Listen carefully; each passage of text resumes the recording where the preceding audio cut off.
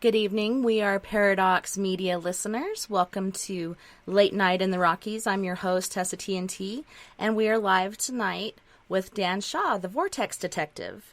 And some people spend their life in search of the guru on the mountaintop. Dan Shaw has experienced the reverse. Teachers have come to him. At age 7, Dan began doing gazing meditations and having psychic experiences. At 14, Dan was watching the dark night sky when a UFO flashed its lights from quite nearby, below the horizon. Then in 1985, at 20... Hold on one second. Oh my goodness. At 21 years old, a midnight visit from an archangel stranger eventually led Dan from the San Francisco area to Austin, Texas, where he began studying alchemy. In 1992, due to a series of divine interventions,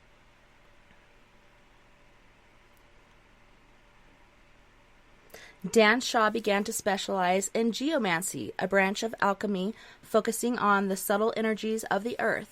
Dan travels extensively in the U.S. and abroad, researching sacred places with local vortex experts, and he corresponds with researchers all over the world. Dan Shaw earned a Bachelor of Science in Geography in 2001.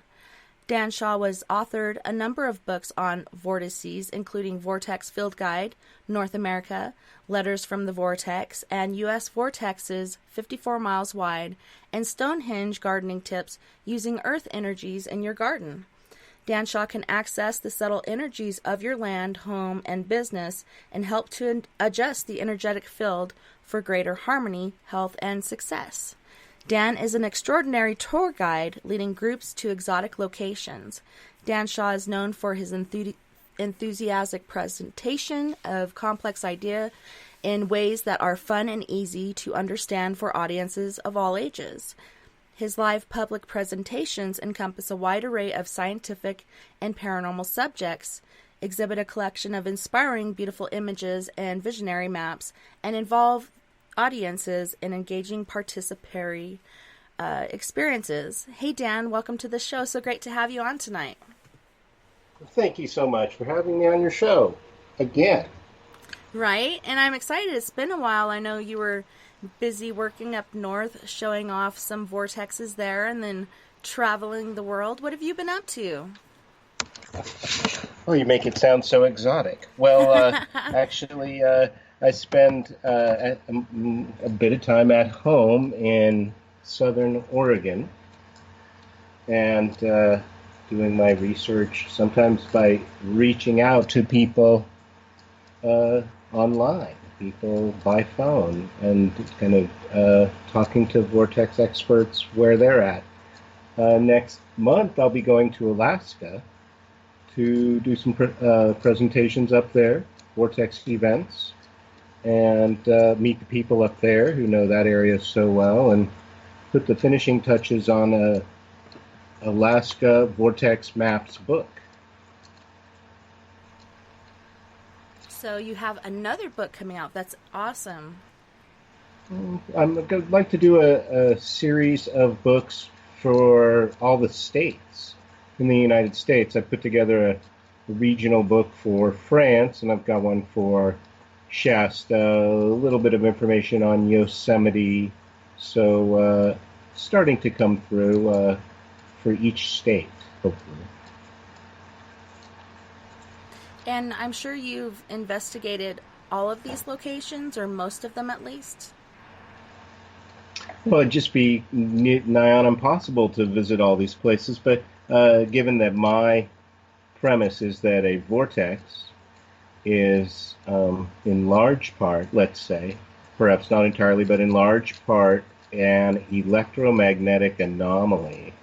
An anomaly in the electromagnetic field. I know we talked about this the last time we talked, but just to reiterate, I have a very geophysical approach to paranormal vortexes. I think that the place to investigate, and it's a very rich place to investigate, is electromagnetism and the human energy field and its relationship to the planetary energy field, the unity of the human aura and the planetary grid, really.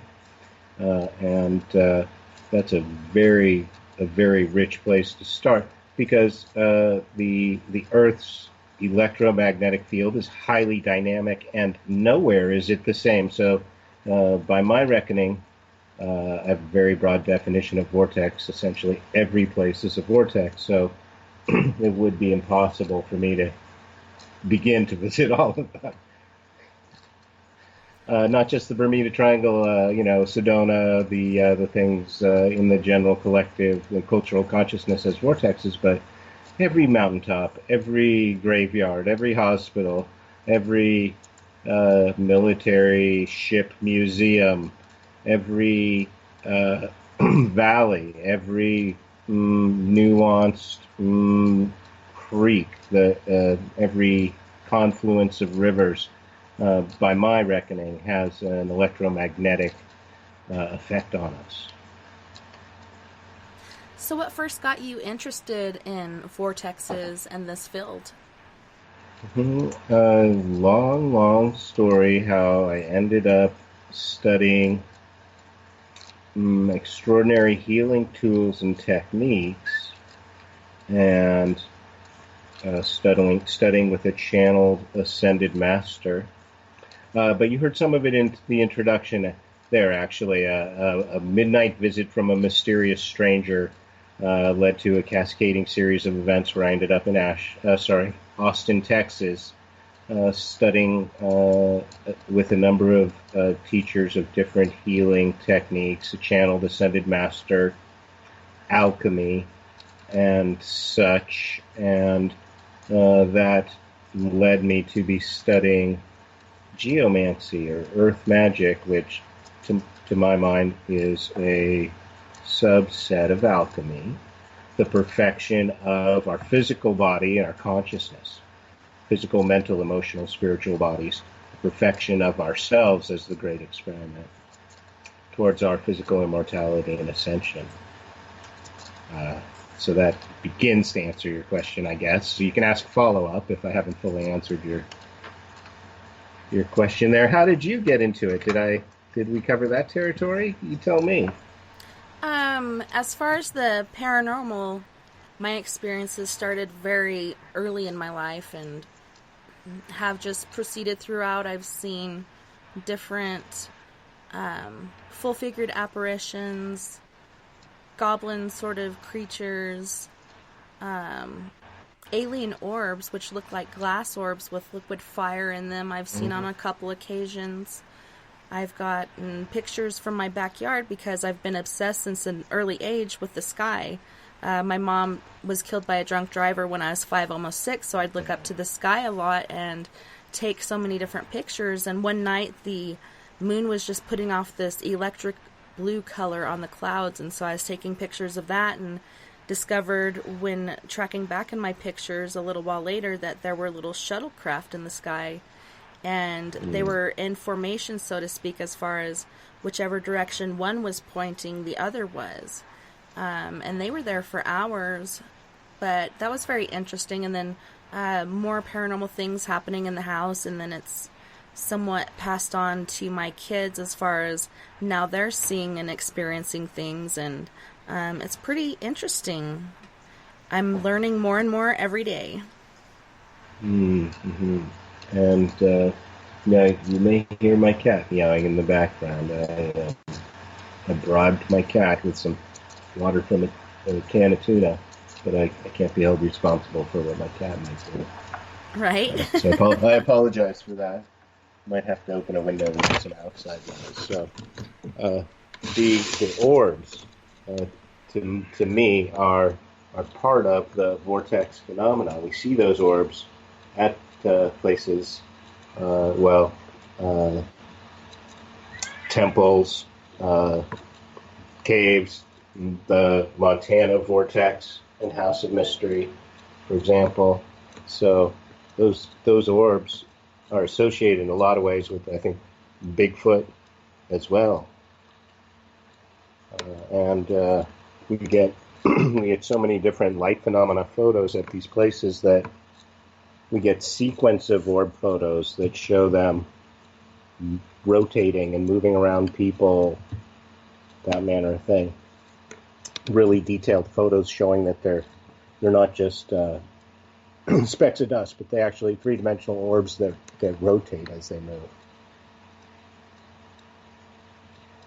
And what do you think causes them, or what do you think they are? Do you think they're alien, supernatural? I know there's different variations as far as like swamp gases, or during lightning storms. I experienced one there, but it was actually a ball of fire. It wasn't contained in like a glass-looking sort of orb. Mm-hmm. Exactly right. I believe there's probably a lot of variations in not just variations, but actually a number of different phenomena that we want to be sure not to confuse. Excuse me.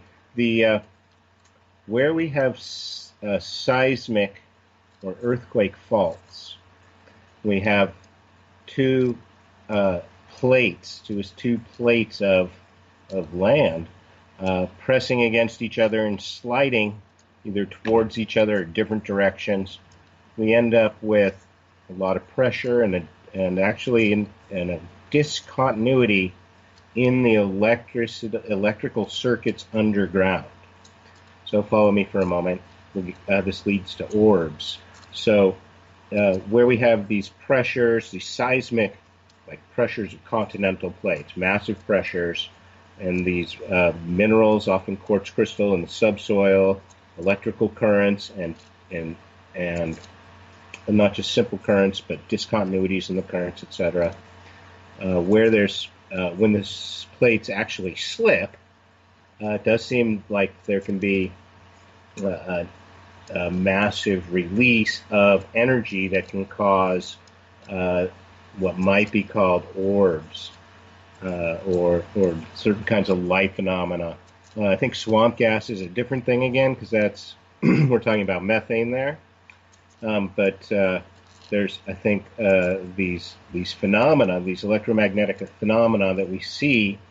Some people can see with the naked eye, or that we can photograph. That we're calling. There's one kind of orb, I think, which is you might attribute to these kinds of geophysical phenomena, the electricity in the ground, and odd fault lines between plates and etc., slippage, release of pressure, and then also it's important to know that electrical phenomena is happening not just like in front of your face at ground level, but it's happening all the way up through the electric part of our atmosphere into the ionosphere even, and back down, because we can also look at the solar weather and solar storms and how those impact the electromagnetic environment, the electromagnetic sphere around the Earth, the ionosphere, and on down. Does that make sense? And so that would be one kind of orb, I think, or light ball phenomena. But I'm talking about a different kind of light ball phenomena, which seems to be almost like a Merkaba vehicle that these interdimensional beings or cryptic creatures are using to travel around the vortexes through the interdimensional portals. Does that accord with your understanding? It makes sense, and one of my questions I was about to ask is, are these known to follow people? The first time we encountered one of these was in early 2012, and we're coming back from the motorcycle rally, and my daughters are seeing this light orb follow us at a distance of probably 30 or 40 feet in the... Mm-hmm. As soon as I pull up to the stop sign, I get out to look up and check out this ball of light, and my daughter's just begging me to get back in and go home, but I'm like, I need to see what you're talking about, and it just is sitting there watching us. I'm not sure what happened to it afterwards. We kind of hurried into the house and tucked away, but it was interesting how it followed us for at least 16 miles the whole time she's telling me about it, and they're both seeing it. So that was interesting. And to me, that makes sense because I believe that there's a consciousness involved. There's an entity involved with these orbs, multiple entities or individual entities. So it's sensible that it's possible that it could follow you. I think part of the reason that we see these orbs or that these beings are coming through is because Earth is a fantastic gift. It's an Eden in the universe, and beings have bodies, and we're going through all these amazing experiences and emotions, and the other beings are perhaps coming here as kind of a cosmic Disneyland, so to speak, coming to observe, maybe for fun and also for science. So I'm not shocked per se that these orbs are following you, because on some level it makes sense. You're having some kind of relationship with this orb, and like I say, we see that in some degree. At vortexes, in fact, you can take pictures and not get any orbs in the photos, and then if you consciously invite in the orbs, they will come in for photos sometimes, almost as though you can call in, similar to how people can seem to be able to call in UFO sightings. Yeah, and you hear people... And crop circles, for that matter. I've heard numerous accounts of people having crop circles show up that seem to be responsive to their intention. I think Grunvalo maybe has a story to that effect. Who has a story about that? I'm sorry, I couldn't understand. There's a teacher, Grunvalo Melchizedek. I could be wrong about this, but I know there's... I'll give a better example, perhaps. I'm more sure. There's a fellow named James Gilliland who's got a ranch where there seems to be a lot of UFO sightings, and I think those folks would attest. And my own UFO story very much has to do with I was maybe not fully consciously, but very intentionally going out at night after dark, after people were in bed, turning out the lights, going out and sitting at in the dark and looking up at the night sky when I had my sighting.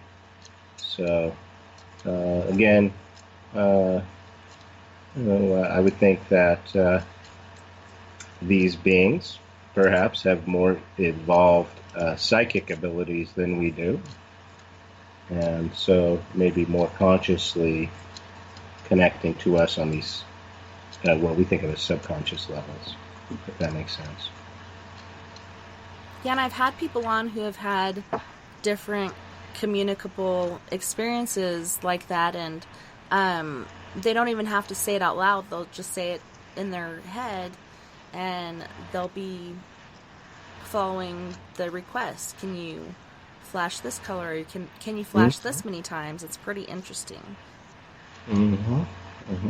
Yep. If you make certain assumptions or conclusions, even that these beings are conscious, that they are, or that these orbs are conscious, or that these beings are not just technologically advanced, but also spiritually more evolved.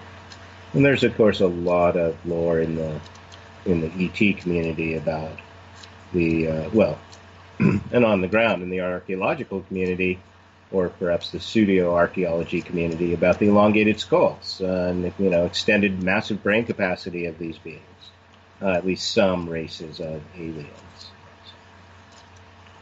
Wow, what a whirlwind tour here. So I just want to mention again, I'm Dan Shaw, the Vortex Detective, and my focus is on vortexes. It's on paranormal places. So that touches on Bigfoot, it touches on orbs, it touches on all manner of things. But I'm really, my area of authority, let's say, is really on paranormal places. So I can range far and wide, but where I focus is on the direct unity between our human energy field and the planetary energy field, and how we can use that for our own healing and harmonizing the planet.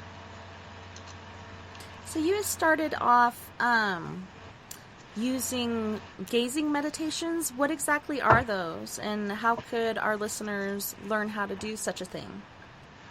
Hmm. Yeah, I didn't know what I was doing when I started out. I was a child. I was about 4 years old. I had moved into a new house.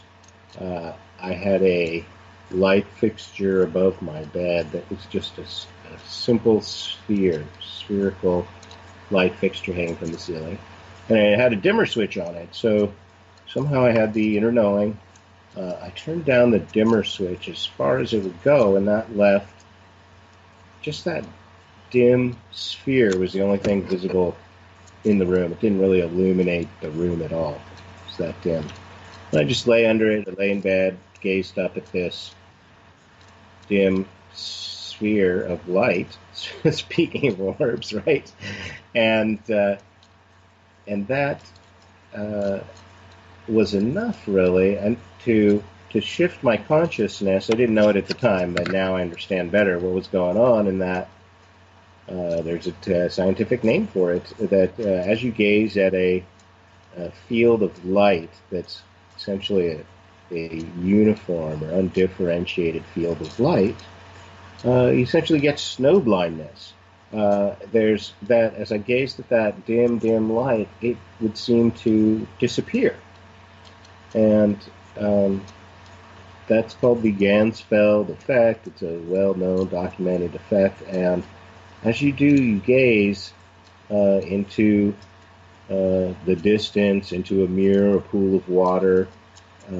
As you use your eyes differently, as you focus your eyes on your third eye in meditation, all those things affect your consciousness amazingly directly, in fact. So I just happened on this meditation technique, and every night this was before I had my UFO experience. I wasn't going out to look at the night sky at this age, but at that age, young age of something like 5, I was looking forward to the end of the day, get in bed, and look up at that sphere and go into my go to sleep, gazing up at that sphere. And meditation to me has a very broad definition. People tend to think of it in kind of stereotypical terms of repeating a mantra, Om, chanting Om, or whatever it is. But I just use it very, very broadly in the sense that anything that you're doing with a single pointed focus, whether it's ironing or swimming or hiking or whatever it is for you individually that brings you to that, you could say the zone, that's meditation for you. So if people have difficulty sitting still and concentrating on a single word, well, that's no surprise. That's why we meditate, is because we're training our mind to that kind of stillness and focus. But you don't have to do a still meditation. You can do Tai Chi or walking meditation or anything else. What is it for you, do you think? I don't really meditate. Well, that's what people say. It's like saying, I'm not really creative, but here you have a radio show that's super creative. Of course, you didn't say you're not creative, but I gaze at maps for hours and hours on end, and for me, that's a profound meditation. You must have. I would hope that you have something that you do that brings you to that kind of profound sense of stillness, and if you don't, then I encourage it very highly, that you find some technique to help still your mind.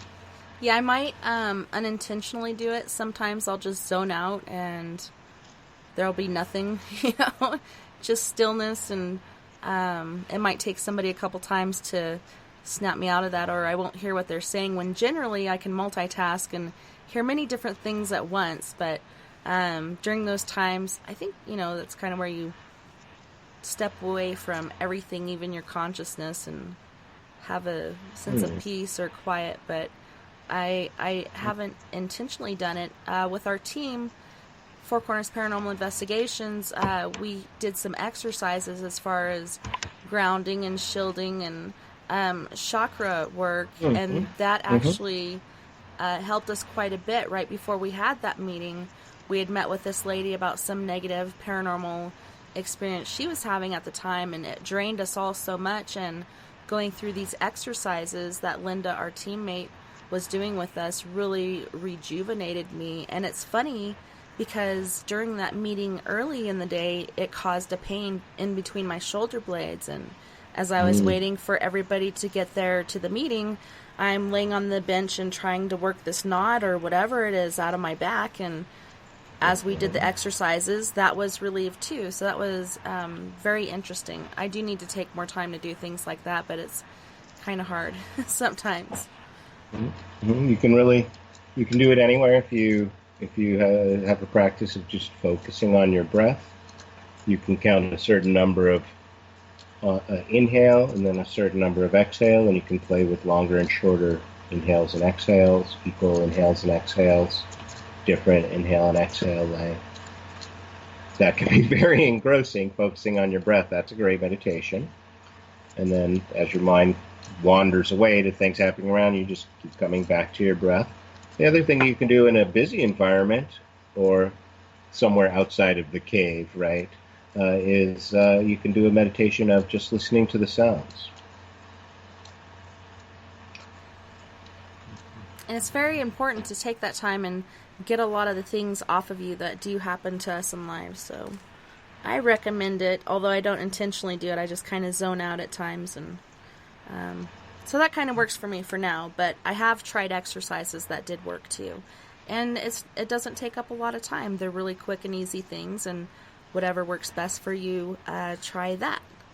Mm-hmm. Mm-hmm. And in terms of vortexes now, if you select a place that is near you, that is conducive, whether it's quiet or whether there's a little sound of a little flowing water or smell of flowers or whatever it is, find a place that feels good for you to connect to, and that can be very conducive to you practicing your meditation, practicing your psychic abilities. And you can do your meditation, you can do place-based meditation. You can meditate on the colors of the place, the sound of the place, the smell of the place, the feel of the place. So that would be a vortex meditation. So with these different vortexes or vortices, do you find that people that use these after a series of time can actually pollute the vortex? I like to think that the lower energy cannot enter into the higher energy. There are people who think that their crystals need cleansing, so to speak. It is, I would say, the opposite is also true, if I can say that. The places that are perhaps most powerful are ones that are least trodden by humans. There aren't too many places like that anymore, I guess. But I would call those islands of infinity. And they're relatively uncluttered by the collective consciousness of the planet. But really, no place is separate from another. Our consciousness not separate from the collective consciousness of the planet either. So I know there are a lot of grid workers out there so-called grid workers out there cleaning up energy, and I respect that, and I'm not one of those. I don't say I'm not one of those people, because I bring a garbage bag along with me to sacred sites, and I do pick up other people's energy there on a very physical level, but I don't have, let's say, I'm not consciously a master of psychic sight, so I can't claim to be working with energy at that level. I know some people come in, they can see the energy of a graveyard or whatever it is, and they're working with the spirits and wishing them well and supporting them to move on to the next place or whatever's for their highest good or into the light or whatever it is. So to that degree, for sure, I believe in that. There's good energies and bad energies, and wow, what a hard question, Tessa. I'm all over the map on this. I've now agreed with both ends. I hope I'm making sense. Right? Well, it's good to look at different perspectives. So what do you think causes a vortex or a portal? Mm-hmm. Well, I think that vortex is inherent in the geometry of space and time, I would say. Space and time being one thing and not two, if I can get all philosophical. But alchemy is a lot about understanding how material creation works so that we can work with material creation, physical creation. So when we understand geometry, then we can work with things that are geometric. When we understand the vortex, we can work with energies that flow in vortexes. And basically all energy flows in a vortex. Nothing's flowing in a straight line. We're on the surface of a planet that's spinning around the sun, spinning around the great central sun through the galaxy, spinning around, right? So we're actually chasing after the planet's chasing after the sun as it moves through its path. It's all spirals all the way down. So can you repeat your question? I kind of went off on a little bit of a rant there. Vortexes is just inherent in everything around us. So please, can you restate your question for me? No worries. I was just asking what causes a vortex or portal. Okay, so now the paranormal vortex, much narrower definition of vortex, I would say. And then even narrower would be like the interdimensional portal, right? So we've got like the general broad definition of vortex is any spinning energy. Narrow definition, like, okay, what's a paranormal vortex? And I looked first at, let's look at the electromagnetic field. I went and got a degree in geography, so maybe I could better understand the electromagnetic field. And, starting there, wow, super rich field of study because there are dozens of components that contribute to the electromagnetic field right where I'm sitting now, right where you're sitting now, listeners, wherever you're sitting. Look at the electromagnetic field in the earth, where there's moisture and minerals in the earth. There's electrical currents moving in there. If you're by the ocean, there's electrical currents in the salt water and the different layers of salt water as the currents flow with different temperatures and densities in the ocean. Above sea level, right above the sea where the air is really salty there's a lot of electricity in the air wherever you are. Positive, negative ions, we talked about that last time. And then in the atmosphere, the electrical nature of the atmosphere. So all these electromagnetic components are continuously changing. We are moving from place to place and exposing ourselves to different electromagnetic components, and I get very excited about all this. It's interesting, but it doesn't begin to explain the mystery of paranormal vortexes. It's like a plausible contributing factor, but there's such a broad range of, first of all, electromagnetic energies, what we think of as electricity and magnetism, but also light and sound. And we're breathing it in, and we're exposing ourselves to it in so many ways. But also these finer, more subtle energies. What about acoustic energies? What about seismic energies, the actual earthquake waves that are moving through the earth? What about the solar storms? And what about the position of the moon and ocean tides and the continental tides that are daily compressing and expanding the Earth in various ways as the moon orbits around. So there's, I don't know, it's still such a mystery. I've been studying it for 20 years. But the electromagnetism, very, very rich place to focus my studies, it seems. So it's two parts. It's us, our electromagnetic field, and then the environment, the electromagnetic environment, which we're surrounded by, immersed in. I know sometimes we get like solar flares and solar storms. Do you ever see a peak in the activity of a vortex when this happens? I really, really think that's how it works. I'm looking at Alaska, and partly because, well, there's just a lot of popular interest in Alaska. There are some military planes disappearances in the so-called Alaska Triangle, a lot of disappearances. And so I'm asked from time to time, well, what about that? When that airplane disappeared, what happened then? And so I did look back at, were there any unusual weather events at certain times and places around the Earth around the time of that historic airplane disappearance? Of course, that has happened in the Bermuda Triangle too. And when looking back on these events, you can track back a certain degree to what were the planets like, but the records of the electromagnetism is a relatively modern science, and our records of the electromagnetic field of the Earth and Sun doesn't go back that far. It doesn't really go back to the 50s. In a lot of ways, the earthquake sensing arrays that we have now and the GPS and all is relatively recent. I And thought there. another. Oh, go ahead. Oh, don't. I'm sorry. I was just saying. Wow. These, deep questions tonight. They're taking us a long ways down the road.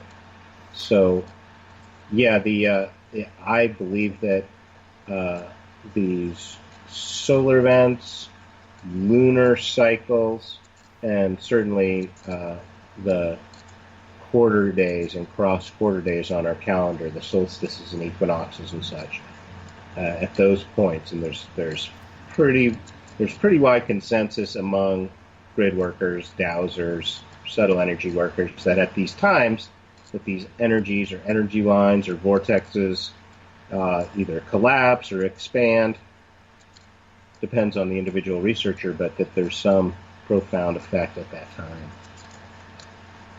Have you ever tried dowsing or using dowsing rods? I know there's copper wire dowsing rods, and people also using different sticks like hickory or cedar or applewood. Have you ever tried that? Oh yeah. I'm not an expert at it. I did have the pleasure of taking a class in Scotland some years back with the president of the British Society of Dowsers. So I've taken courses, and I've actually been able to successfully teach courses in relatively short time. It's just about 90% of people are able to sense these energies. And in fact, at the Montana Vortex, we do something similar. We teach people to feel their own energies and the energies of the trees in just about 5 minutes with about an 80-90% success rate. So dowsing, whether you're using a device like a couple of bent rods, whether you're dowsing for water or maybe oil or gold or some other thing, or whether you're dowsing with a stick of some kind, fork stick, or whether you're using no device or a pendulum or deviceless dowsing,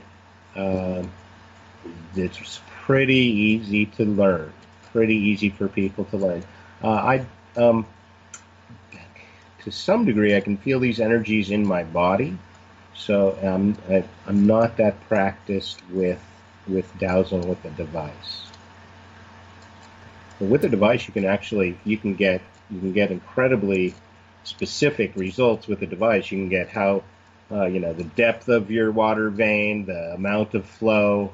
Farmers are eminently practical people, so dowsing, to my mind, is pretty much dang, you deny it at your own peril. If you want water, you better call your water witch.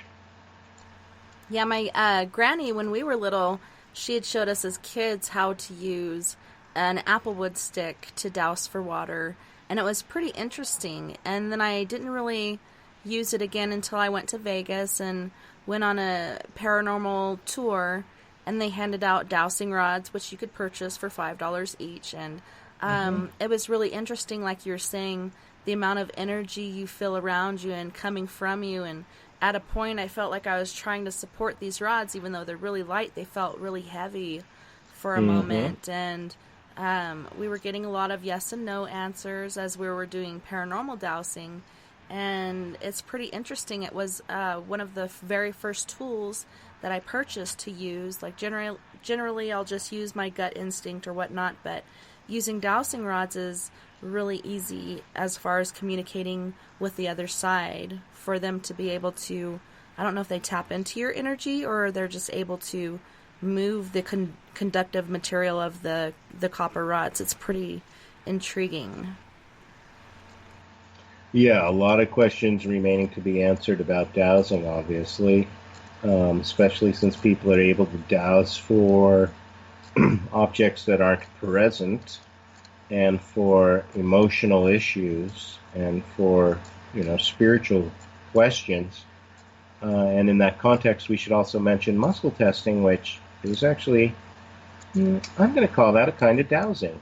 That was a technique that I learned back in '86 or '87, muscle testing, kinesiology, or you can test the body for its response to nutrients, but also allergens, and just by testing the integrity of the muscle, you resist. I pull down on an extended arm, or extended elbow, and we can tell the difference between an herb that makes you strong and an herb that makes you weak, let's say.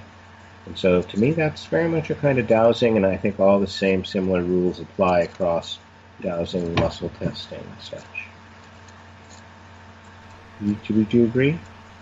Yeah, it's very interesting the different ways you can use your body and other apparatuses and how long dowsing has actually been around. I know the French and Germans and others used to use dowsing a long time ago to track down fugitives and such, and it was funny to me the different things that they'd use, like a pair of scissors with a sausage on the end of it, or whatever else. It was pretty interesting to look at the different ways that they did use it and how much success they had tracking these people down and finding different people. And after a while, I guess it was kind of outlawed because it seemed like an unfair advantage. I don't see the issue with it. I would have continued to use it if it's working, why get rid of it? But it's interesting, like, how do they even figure this stuff out? I mean, it's amazing. Maybe people were brought different messages, like others, like Tesla and others in our history that are just amazing people that have this knowledge that nobody generally obtains. Well, yeah, it's amazing now to think, like, if you knew to look for dowsing, there'd just be like an infinite amount of information on the internet, right? I mean, but you have to like we have to have the possibility, right? So levitation, right? You could do that with some intention, believing in the possibility, having the intention, and the desire, right? Those are the three motive powers in the universe in my book. And so that would be true of ascension. That would be true of, well, what I call the God powers. Every psychic ability, every type of psychic ability, to my mind, is it's available to us because we're divine beings. We're in kindergarten, just learning how to master the physical and how to master these abilities. But I think these are inherent in us. So as you said, we're kind of like bouncing along the trail and hitting these different aspects of energies that are within our world, vortecies and portals and magnetic grids and such. But I kind of want to backtrack to earlier in your life. When was your first paranormal, alien, or UFO experience? Okay. At age 7, as I say, I started doing this gazing meditation and started having a couple psychic experiences. And, they stand out clear as a bell, even these almost 50 years later. And just hints of the possibility that there was something unseen, something kind of below the surface, or esoteric, you could say, the hidden, that people weren't talking about. And just like momentary flashes of maybe precognition, so knowing something that was going to happen before it happened, but not really at the time, not even knowing it was precognition until the thing happened. Just very early hints. And then at 14, as I say, I was watching the night sky rather, I don't want to say religiously, but I had a daily ritual, really, of watching the night sky. And one night, as I was watching the night sky, well, I'd just gone out to sit in the hot tub, is what I was doing, sitting in the hot tub, and I'd just gotten in, essentially, a couple minutes.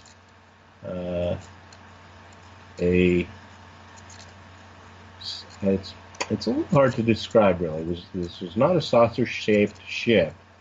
This was an array of lights that was seemingly massive and below the horizon, and in a spot where essentially I was the only one, because I lived at the end of this narrow valley. It was in a spot where basically I would be the only one to be able to see it, and there was no sound. And these lights came on, flashed in a rather complex pattern of colors momentarily, and was gone. And I knew it was some kind of message, but I had and probably still have no clear, real comprehensive understanding of what that message was. It was definitely a message. I took it as a message to me that, they saw me as much as I saw them. They saw me. And not only that, but that they were, again, we had this subconscious or psychic connection where, we knew we were seeing each other, essentially. So that just brought everything into question. I didn't become a UFO fanatic at that point. I didn't tell anybody. I knew that if I opened up about my psychic abilities, that I might be dangerous for me. I was smart enough not to get myself institutionalized or medicated or anything like that by sharing that with my family. That would have been unsafe for me. But now I'm out, so to speak, about my paranormal experiences, and I talk about them freely, and it's remarkable, of course, how many other people open up to me about their psychic experiences as soon as oh gosh, I imagine it's kind of like being a doctor where everybody tells you about their diseases, right? The minute you introduce yourself, it's much like that for me in a way. And then the minute I say, that's my thing, oh man, people's paranormal stories just come pouring out as though they've never had a confidant before, which is often true. Do you find that even before sharing your gifts and your experiences, people start telling you different things that they generally wouldn't tell a random person? Not sure about that. It doesn't generally doesn't take me too long to open up the subject of vortexes. There's nothing else I'd rather talk about. It's very rich, and my gosh, I would say my paranormal experiences have been relatively rare and tame compared to the stories that come through. I have people calling me and they're like, "Do you see the energy lines?" Because and I'm like, "Yeah, I wish I did. Do you see them?" And they're like, "Yeah, some are blue and triangular, and others are yellow. They're seeing colors and shapes." I don't have that kind of thing. Some people have abduction stories. Lost time. They've been through a vortex and back. I'm not sure I should wish for that experience exactly, but I do in some sense feel that I kind of missed the boat when I was 14 in a way, and that given the opportunity to step on the ship next time, pretty much already predetermined that that's the choice I'm going to make. And I use that as a little bit metaphorically, whether it's a walk through a portal, get on a ship, or however it might happen, totally contrary to my imaginings. I've pretty much already committed and warned my family that I'm going through next time. So now, after thinking about it and contemplating it over the years, you think you'd make a different decision were it to happen again?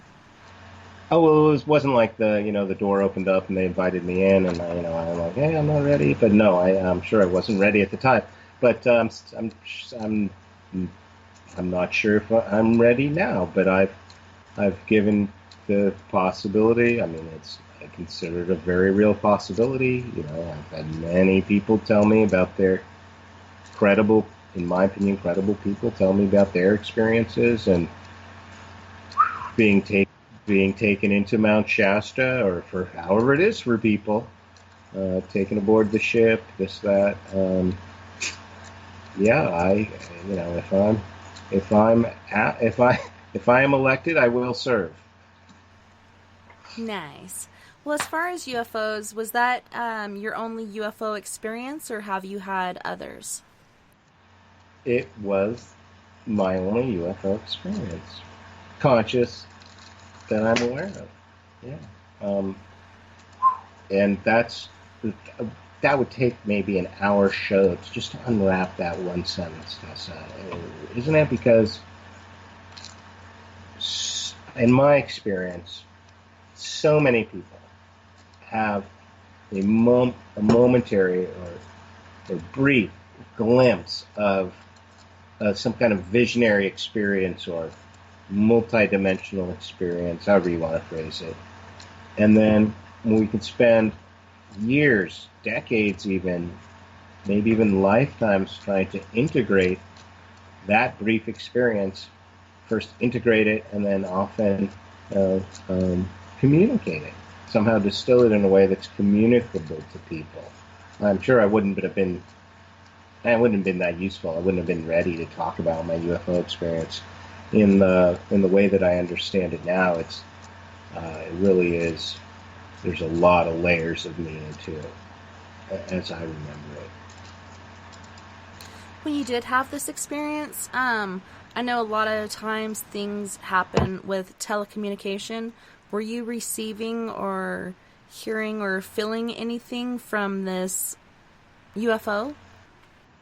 Nothing like that, but I was, in hindsight, strangely prepared to have a UFO sighting because, another person might have had a psychotic break or might have, um, you know, told the wrong person and been somehow, forcefully medicated or something, or this, or flipped out.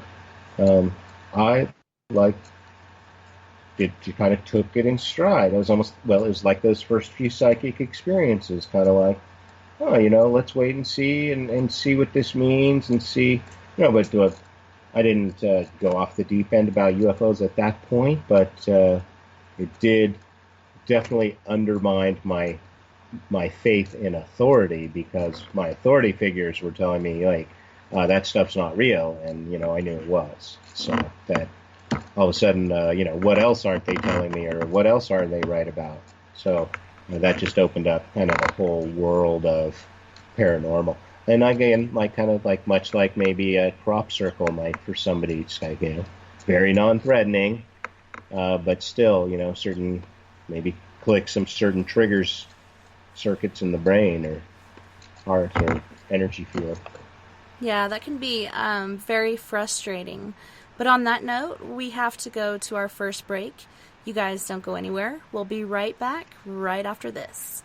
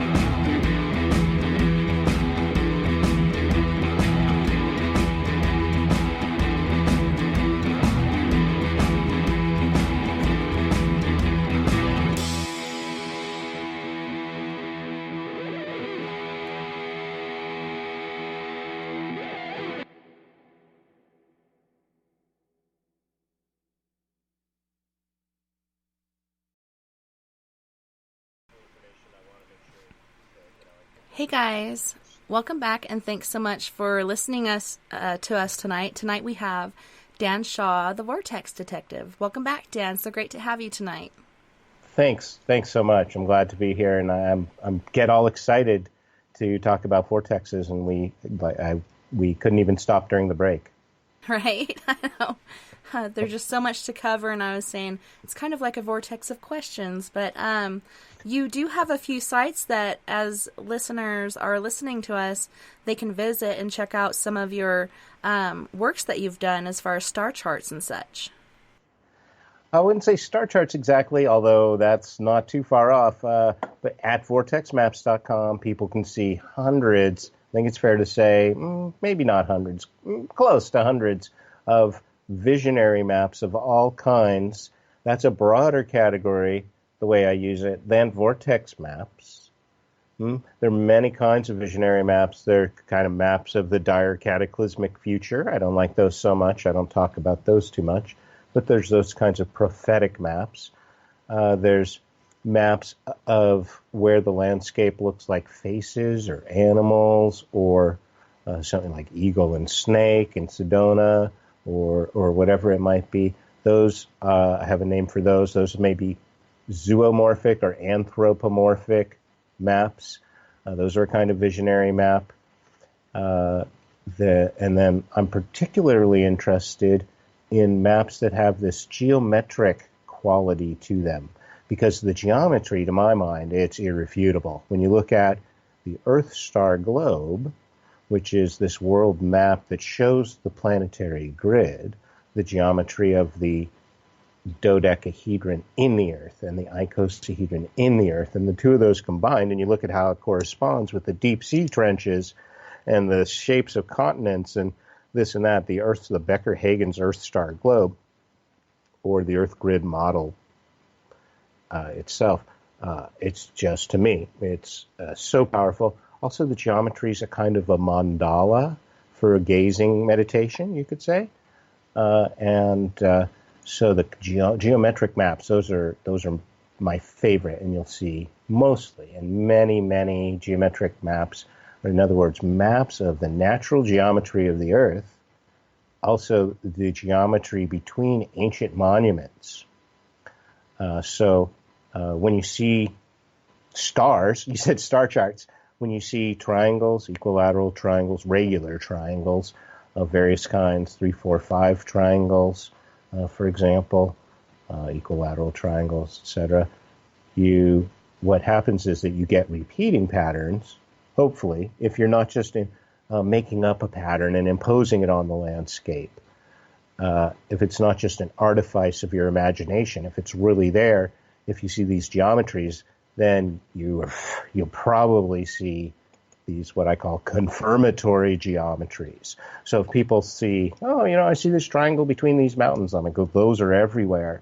But show me where you see a doubling of that, or the two triangles interpenetrating, or these, where there's these confirmatory geometries. Those are my favorite. So I've published two. One is the Becker-Hagen's Earth star globe, and you can tell by the name that it's not the Dan Shaw Earth star globe. I didn't invent it, but I published it. And that's been featured in a number of books. That's the popular kind of Earth grid one that people know. And then I've got another that shows a nearly perfect circle at 19 points around the Grand Tetons that includes Tahoe, Shasta, Sedona, 19 points forming a nearly perfect circle, every one the largest mountain or body of water in its region. And I call that Earth Star North America. So thanks for listening. Sorry to hog all the airtime there, but many kinds of visionary maps. In particular, I'm interested in the geometric ones, and people can see those at vortexmaps.com. They can contact me, and I just share as much information as I can freely there. They can get sample chapters of my books. There's a podcast channel where they've got links to hours of interviews and podcasts and lectures and such. So part of the joy of this work is talking to people, talking to you, people like you. So I hope people will reach out to me with their with their questions. So open the phone lines. Well, if you guys do have any questions for... There's a chat room, right? Yeah, we have a couple chat rooms, one on Periscope and one on Spreaker at the moment. But if you would like to call in, you can do that as well at 970-335-9596. That's 970-335-9596 with any of your questions or comments for Dan Shaw. Thanks for doing that. I'm excited. So going back to your youth and your encounter with this enchanting stranger that you met that had led you to Texas, do you think this being was paranormal, alien, or human? Yeah, I do. Not to be clever about it, but it's, I really have a hard time drawing a line between what I think of as an ascended master and my guides and angels. Like, I find it kind of comforting to think of them as my guides and angels. Like, those are the cultural constructs that, like, I feel comfortable with, but maybe they really are little green men, so to speak, or Nordics or whatever I don't really know. I might be seeing them as I feel comfortable seeing them, just through my own limited perception, if that makes sense. But I feel in my own worldview, this being is sometimes known by the name Saint Germain. I actually didn't know him by that name. I knew him by a different name and did not know that's who I was interacting with at the time. And that was around 1986, 1987. I had this encounter with this, as you say, enchanting stranger, and I would say that's accurate. And then I was studied with this being an so-called ascended master through a channel in Austin, Texas, as things turned out. And that was him. That was the mysterious stranger now coming through the channel under a pseudonym, not under the name Saint Germain. So I didn't know who I was dealing with exactly.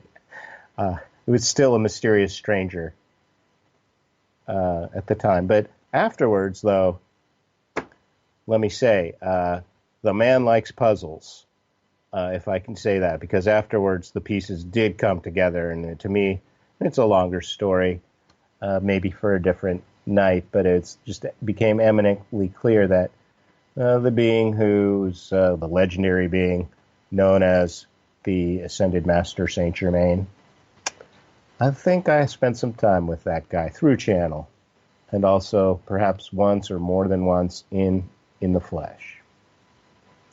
But I have stories of people who he manifested a sparkly body from the head down to the waist in front of them in their room. They studied with him for 5 years. I mean, my story, to me, it just seems like I think other people have more amazing stories. I'm sorry. I don't know. It's odd.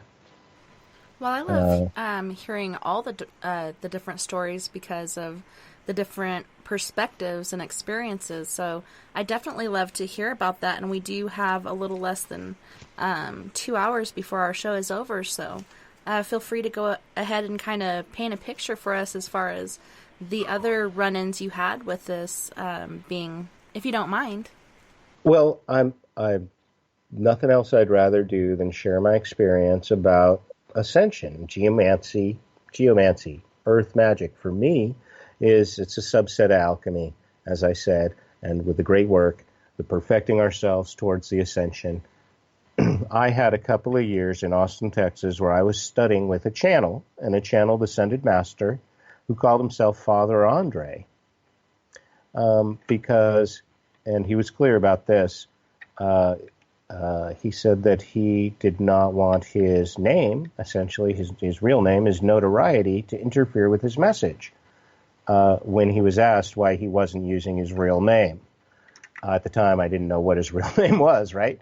So he didn't want his name to interfere with his message. So the message coming through this channel in Austin in 1986 and 1987 has sustained me to this day. I was young, naive, still spiritually asleep, essentially, and I had kind of a rude awakening, but the most loving awakening imaginable, through this channel, and of course not just through the channel, but directly, because we all have the capability, whether we recognize it or not. We are all in direct contact with our guides and angels, the ascended council, however you want to think of it. And we're all channeling. We're channeling our music. You're channeling your questions. So I did have the grace to spend time with this channel and this ascended master, and that experience was pivotal in this kind of long series of events that led me then to study geomancy. And the way that I was introduced to these vortex maps was very much I call it the heavy hand of my angels. And the story, I could go into it. There's a lot of details to the story to get it all to kind of make sense and have its impact. And I'm working on, well, it's not just the story, of course, but the experience. I'm working on writing out the whole experience to really do it justice. It's more than a little hard to do it justice. One, in a short period of time, and two, verbally. But I love to talk about it because, of course, there were certain these pivotal moments in my life that gave it meaning. Let's say that. So just as you described, like how you got your start, it is. Like, I love to talk about vortexes. I don't like to talk about myself so much. It's kind of personal. I do it because, like, it's in the line of business in a way. I'd much rather kind of talk about the information of vortexes, but it is totally fascinating when you ask people, like, what's your origin story? How did you get into that? But, my origin story is kind of before vortexes. It's relevant to paranormal, but it's not that relevant to vortexes. Like my UFO experience happened to add a vortex. As far as I know, that wasn't the thing. So I came to it not because I had a vortex experience, but because one day I was in the Mount Shasta area, and I expressed the intention that I was going to go to Lake Tahoe, and the person whose house I was staying at said, well, have you ever seen this map of how Mount Shasta is connected to Lake Tahoe? And that was the beginning of a very wild, synchronous, miraculous ride to how I ended up publishing Vortex Maps. I was in tears in the throes of the days after my divorce when that happened. And I'm going to say my guides and angels handed me these visionary maps, and that has carried me these almost 30 years, 25 or so years since that heart-wrenching divorce. And the whole story does have a happy ending with regards to my divorce and my now grown children and everything. But it was like a 1-2 punch. It was like I went directly from my separation into, let's say, into the arms of my angels. It was just that fast. And they delivered up these vortex maps, and I said, I get it. There was enough in the. There was more than a 1-2 punch. This information came through in such a way that I could do nothing but bow down and surrender, and knowing that this was divinely guided, that I would publish these maps, and I've just never regretted it. That's so amazing that you received that message and were able to take it in, especially going through a traumatic experience like that. Like, that's really a big deal for a lot of people in their lives. And for you to be able to receive that message and actually gain it is amazing. I'm so glad that came to you and that it led you on this path of being the Vortex Detective, which was one of my next questions. Yeah, I think that the Vortex Detective describes accurately what it is that I'm trying to do, in that sense that I'm helping people to find and then to sense and then map and measure these energetic places. So to detect, I think, really is very true. We talked about dowsing. That's very much a detection. Yeah, and there's many other ways too. Uh, there are many ways to detect a vortex. You don't have to use dowsing. You can actually see them on a map. I'll tell you how simple. Uh, there's a I've written a book. It's called U.S. Vortexes 54 Miles Wide.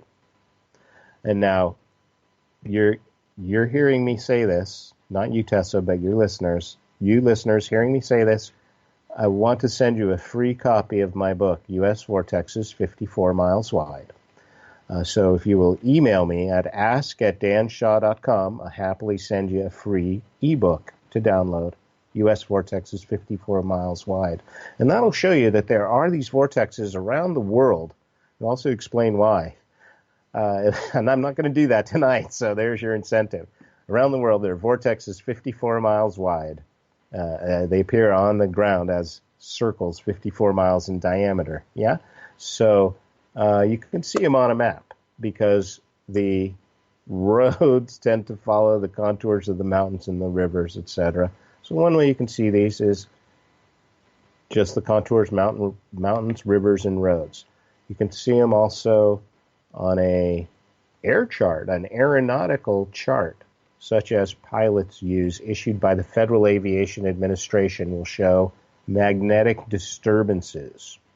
These have a correlation with vortexes.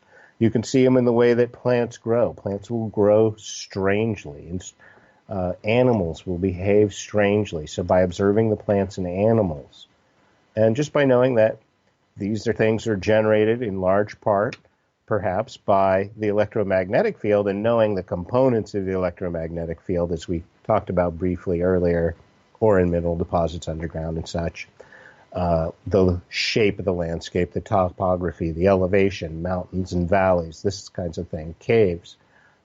Knowing those things, you don't have to be psychic to detect vortexes. Well, because I think we all have our own energy fields, so we would feel that difference or a shift in the energy in the area around us. How exactly does one know that they're approaching or have found a vortex? Well, you just nailed it. It has very much, I would say, very much to do with the shift in the energy. So as you move from one kind of energy field to another, as you move from a marsh to a deserty, dry area, there's going to be a kind of a threshold you pass through. And those are all three of them. They're vortexes, both the marsh and the deserty, dry area and the threshold. Those are all three different kinds of energy vortexes. Well, that's very... I could. Yeah, go ahead. Sorry, I don't quite know what direction I'm going with that. Well, it's interesting that you're saying that these different areas are vortexes. And in the area that I live, you can drive any direction and be in the plains or in the mountains or in the mesas or the desert. There's so many different terrains in this area. And we have done World's Largest Ghost Hunt the last several years. I think we're going to skip out on it this year, but we try to get a psychic on board to help us with the investigations, as this is one of the things that they asked for during this investigation. And we couldn't get anybody to work with us because they're saying this area is just a really giant vortex, and they were afraid to do something to shift it to something more negative. So I was very surprised to get that response. Wait, say that again? I'm not sure I understood you. Say that, would you? Repeat yourself? For the World's Largest Ghost Hunt, one of the things that they asked for was for a psychic to be on board with your team. And Yeah. I talked to several different psychics to get on board with us, and they were afraid to because in the Four Corners area where we are, not only are there many vortices, but they're saying that it's like one really big giant vortex, and they were afraid to do something to shift it to a more negative state, which I don't even know is possible, but I got that from several different psychics. Okay, thank you for repeating that. Wow, that is a pretty that's an interesting result. Wow. Huh. Yeah, I tend to be very reluctant to go in and work with the energy of the place because I can't exactly see the results. I go into a place and here's what I wanted to kind of conclude the last thing with is, as we can sense these energies, as we become aware of the possibility, I think we get more and more sensitive. That's been my experience. But if you're aware of the possibility, as you move from place to place, you begin to maybe feel a tingling in a certain part of your body. The hands can be very sensitive. Might be able to feel in your hands. It might be the hair standing up on your arms. I tend to feel a tingling in my face and my third eye. People have these experiences where they feel the energy shift from place to place. They don't necessarily attribute it to the electromagnetic field or to paranormal vortex or to the unity of their aura with the electromagnetic field in which they are immersed. So that's how I wanted to kind of wrap that last segment there. So, another question I had for you regarding your history, what exactly is geomancy and alchemy for those of our listeners out there that don't know? Thanks. Geomancy literally means earth magic. There's other kinds of cartomancy. Cartomancy is the magic of playing cards or tarot cards. Geo meaning earth. Geomancy is earth magic. And what I'm perhaps most interested in is the science behind earth magic. The merging. There's I think in alchemy we're merging all polarities. It's the yin and yang. Yes, we're merging life and death to achieve immortality. We're merging the polarities to experience the ultimate unity, the extension, the expanding out into one and merging with everything. So,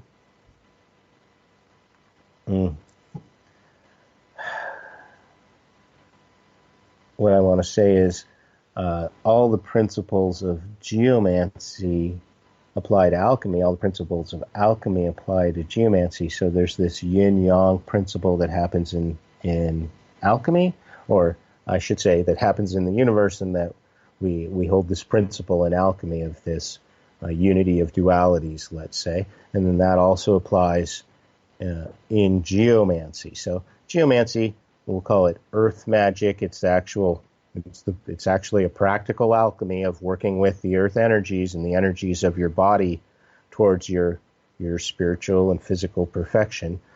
Same as alchemy. So geomancy, earth magic, a subset of the great work of alchemy, where if you're an alchemist or a student of alchemy, you might be working with a furnace and metals to better understand how things are put together, or you might be working with water. I know a number of water alchemists, or you might be working with sound or color. Different alchemists. I use the term very broadly. The highest respect to people who are working with acoustics, whether they're working with, acoustics or lasers, whether they're working in, optics or in metallurgy. These people who work with ink and paper. People who work with dyes. These are all a kind of alchemy, understanding how the material world is put together so that we can better master it. Now, if we bring to it, this spiritual understanding that the work is happening inside of ourselves than the actual outer work of making the dyes, making the stained glass, building the cathedrals. Then it can really become this full expression of alchemy inside and out.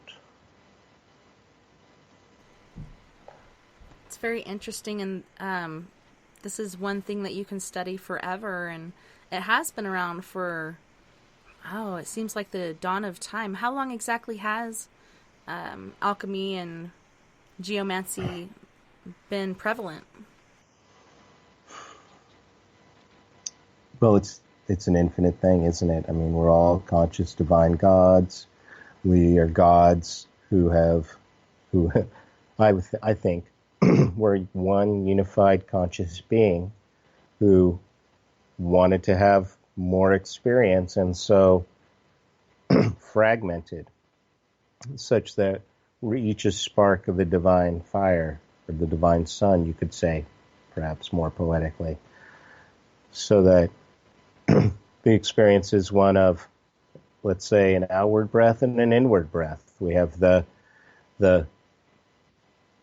materializing impulse where spirit is coming down into matter, and we have the spiritualizing impulse. So it's that, you could say it's like the seal of Solomon or the six-pointed or Jewish star, and that we have this upward aspiring triangle and this downward aspiring. You could say it's a downward aspiring triangle, yes, because it's the spirit and matter coming together, like the lightning coming both from the sky and from the ground and coming together.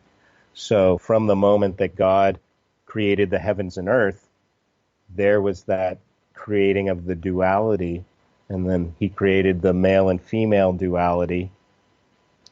Obviously, he's the wrong word there, but the Godhead, let's say, created this gender duality essentially in all things. So again, there's a gender duality in alchemy, that yin yang represents also a kind of a gendered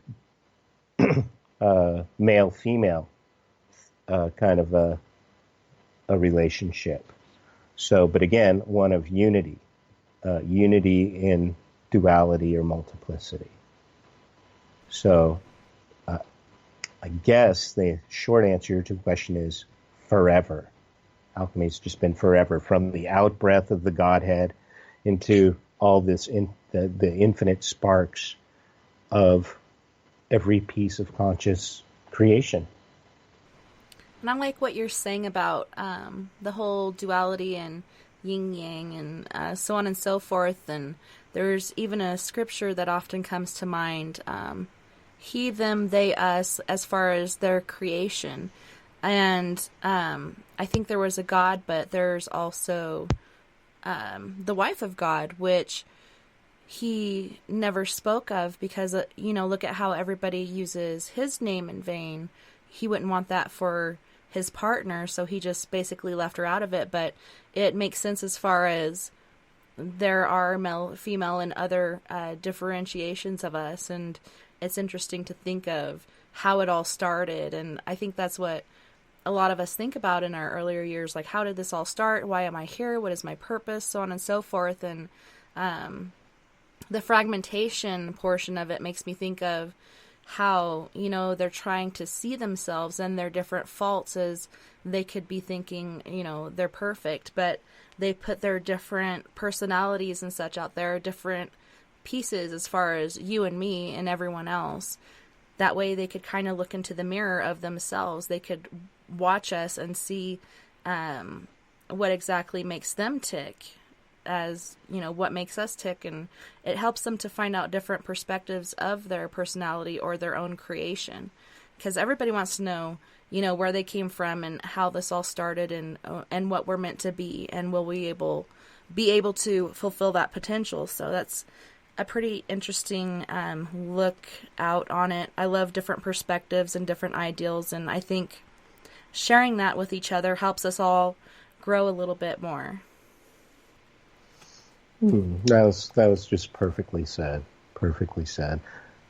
And it's I tend to get caught up in the information. I'm kind of a very mental guy. I get really excited about electromagnetic fields and that kind of thing. But it's important to me, and just to bring it back to kind of ground this information in the experience of going to a place, perhaps preparing to go to the place, a place of pilgrimage, arriving, recognizing, honoring the threshold, maybe taking off your shoes, perhaps bringing a gift to the place, such as a piece of fruit, some nuts, rice, something like that, that's not going to be then out of place. And perhaps making some sounds, chanting, singing, whatever that might be, listening to the place, maybe drinking some of the water if that's appropriate, eating a little bit of the wild edibles, really connecting with the place, breathing in the smells of the place, taking in the colors, all these things as ways of connecting to the place, and then withdrawing your energy when you're done, bringing a trash bag in case there's any trash along the way, really caring for the place. These are, to me, one of the, along with gardening, that is the end of our journey. That's the end of this informational journey about vortexes, is actually connecting with our place and experiencing this unity, not just with our immediate surroundings, but the actual epiphany, that awakening of unity consciousness, which I can't point the way. I'm not there yet. I've had glimpses. I can guide, but I can't claim to master. It's awesome to be able to help people in that way of guiding them, because a lot of times, even with children, when you're guiding them, sometimes they'll come up with something that you never thought of, and that's another thing that you can add to your repertoire of information, and you can add that perhaps next time you go out to do this. It's very interesting, and working with the land for me is very therapeutic. When I lost my niece, she was murdered, and I just went out and started digging and planting and weeding, and it was like months and months on my hands and knees, working in the earth, but it was really good for me. It was really what I needed to do to connect back with the planet and with the energies coming from there, and even sometimes barefoot, and I know that's a really good way to ground yourself and reconnect with the planet and the earth around us and all the energies. And when you do this gardening with the potential of vortex and such, do you ever do it barefoot? Oh, exactly right. I mean, if your hands are in the dirt, who needs to be barefoot, right? But you're down on your knees, you're watering, your electrical system is connected. Hopefully, you're touching the plants, right? I had a therapist at one time who was doing cranial adjustments. In other words, adjusting like a chiropractor might adjust your spine, cranial adjustments to your head, right? So I asked the fellow, have you ever met anybody who didn't need a cranial adjustment? And he said, oh yeah, your friend Neil, the arborist. He spends all his time in the trees, and it seems like that keeps him adjusted.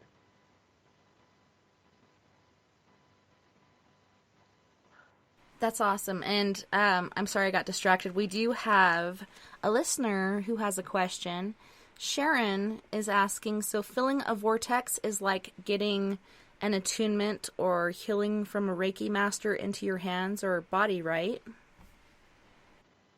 Oh gosh, I'd say exactly. It's the perfect analogy. I think of our human energy field as having chakras, which are like vortexes, and having acupuncture points and meridians. And those meridians are like ley lines. And I, I'm not quite sure where that analogy falls short. It seems to me just a wonderful analogy. I'm familiar with Reiki energy. Sending Reiki energy to all of our listeners right now and sending you my love. Thanks for listening. Thanks for asking the question. And the perhaps foundational principle of alchemy is that all is one, that there is no separation.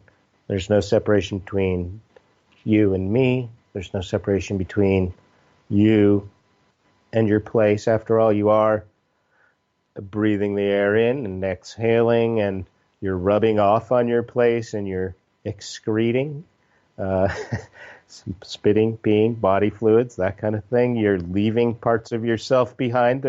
You're eating the food. There's in truth, there really is no separation, and that's that's one of the goals along the path to ascension, is that unity consciousness. And then, to me, ascension is that physical ascension of actually the matter of the body expanding out into everything and becoming light. The light, we're living light, experiencing the illusion of being trapped in matter. So this Reiki energy, Chi energy, vortex energy, orgone energy, to me it's all the same phenomena exactly. And we're not in like a handshake relationship with the earth, but we go into the vortex, we feel the energy affect us, and also we act as, you could say, as acupuncture needles, perhaps especially when barefoot, and that we have this relationship with the place. It's also affected by us. It's not a relationship at a distance. It's a unity. So yes, exactly like Reiki energy. It's great to have 3 hours, I must say. I really appreciate it. It does give me a chance to go on. Yeah, I really like it too, because even at 3 hours, a lot of times I'm like, it's still not enough time. I need more time, because there's so much to cover. But I do appreciate having this lengthy amount of time from you, because I love your perspective and picking your brain on certain things, and hearing your answers. They're quite unique and amazing and very intelligent. Well, thank you. I'd like to think I've stood on the shoulders of giants.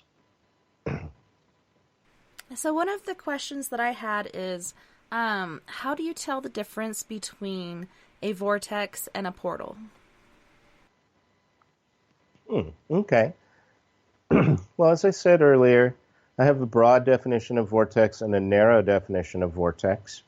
And I don't think necessarily, I think all portals are vortexes, but not all vortexes are portals, as somebody said it so aptly to me the other day. I agree. In that,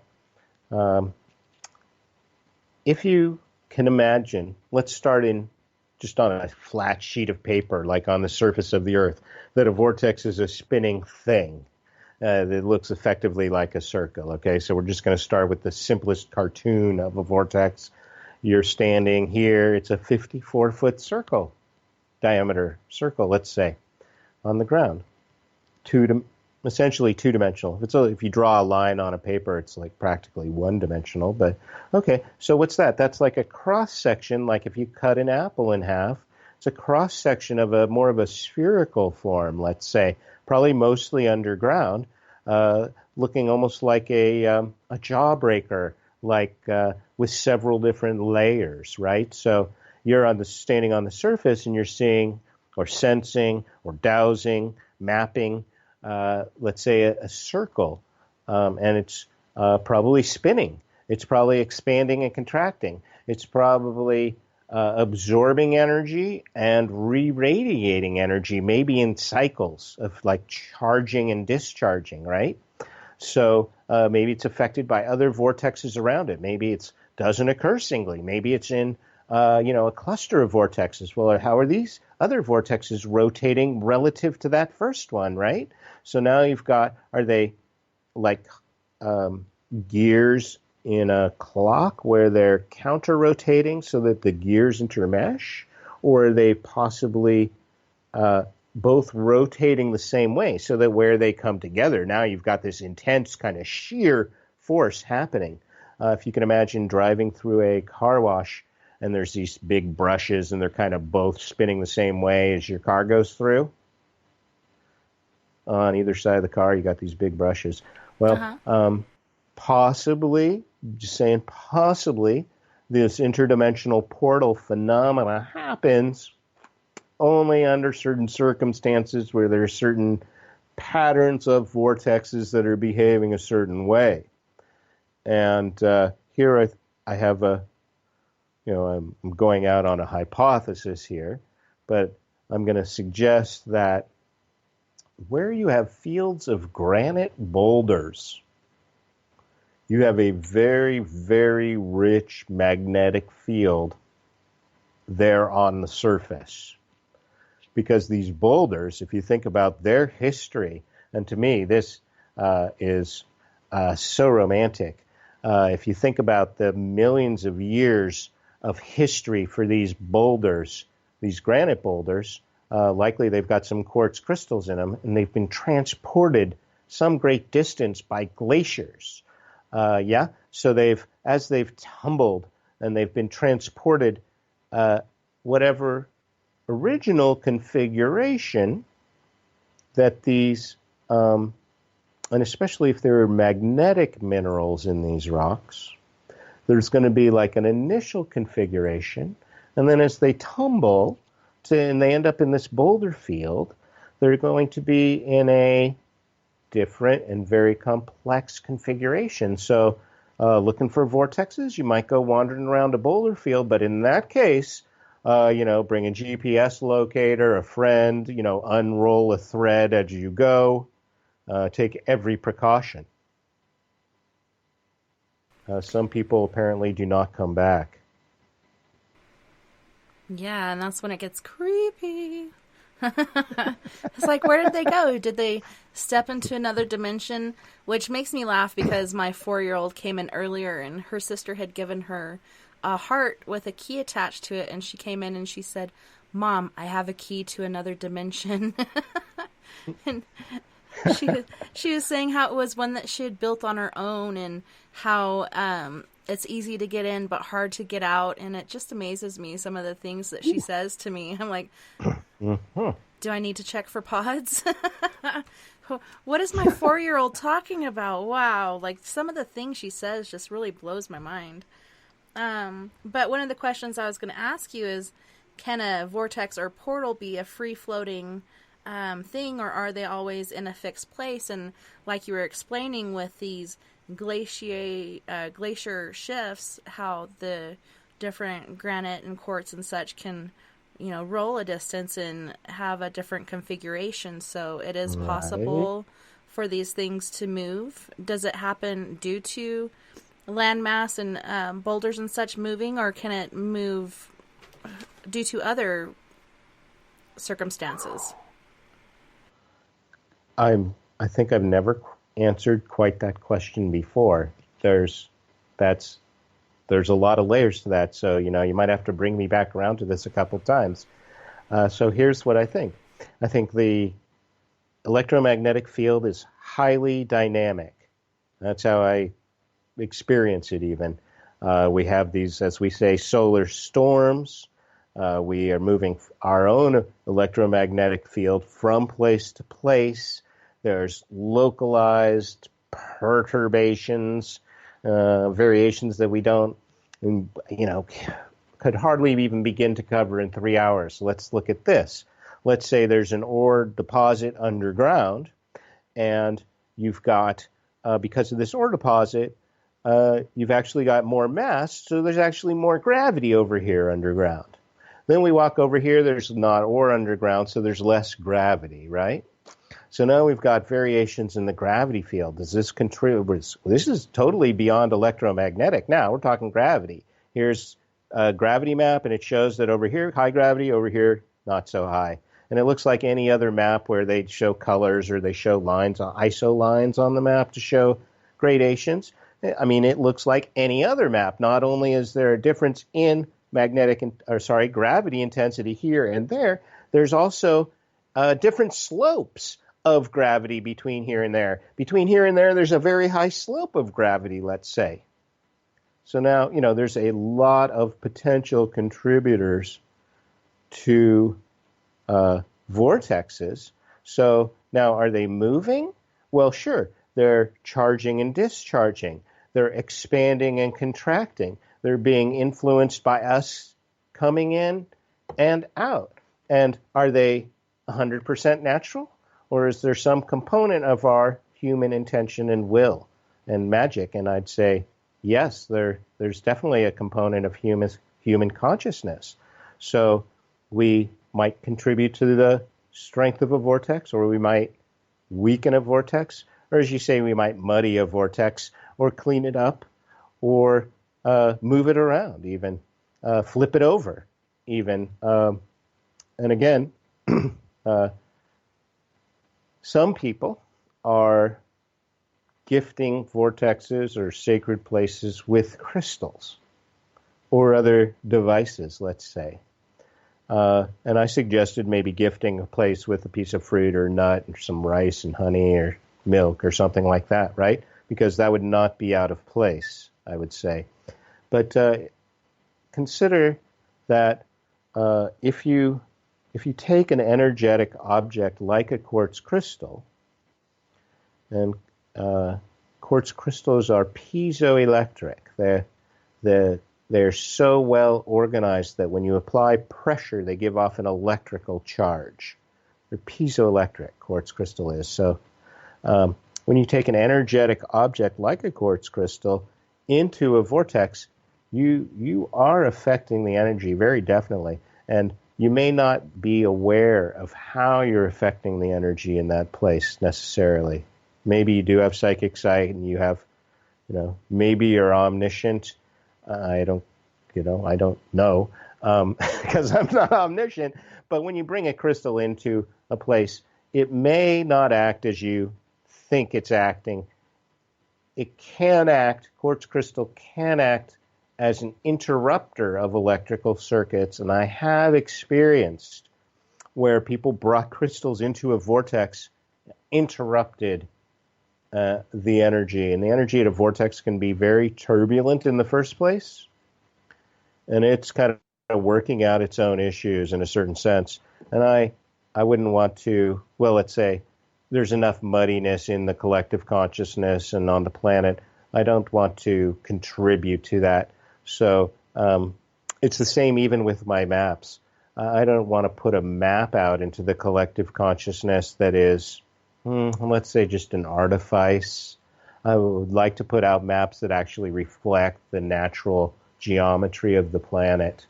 Because I just don't, I don't want to just lay more thought forms on top of the planet. It's already, oh my gosh, there's no end to the geometric maps already here in the landscape. Let me say that, to quote Shakespeare, more things on heaven and earth than are dreamt of in the minds of men. If you begin to study these visionary maps or even just geometric maps as a subset, endless rabbit hole. There's innumerable visionary maps, so it's just endless fun to my mind. Anything that I don't fully understand, great mysterious adventure. Indeed. And on that note, we do have to go to our second break. So you guys don't go anywhere. We'll be right back right after this.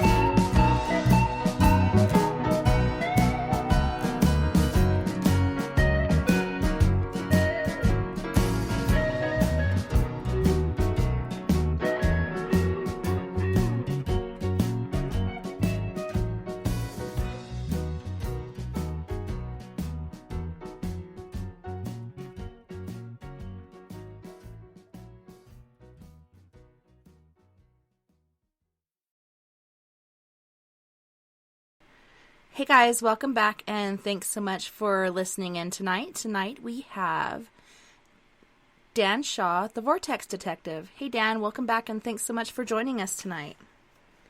Thank you very much for giving me this time to share. It's so awesome to have you back and hear about your different journeys. Like you were saying, you get to go to Alaska, hopefully to Homer. Are there different vortices or vortexes that you want to check out while you're up there? Yeah, let's talk about Alaska vortexes.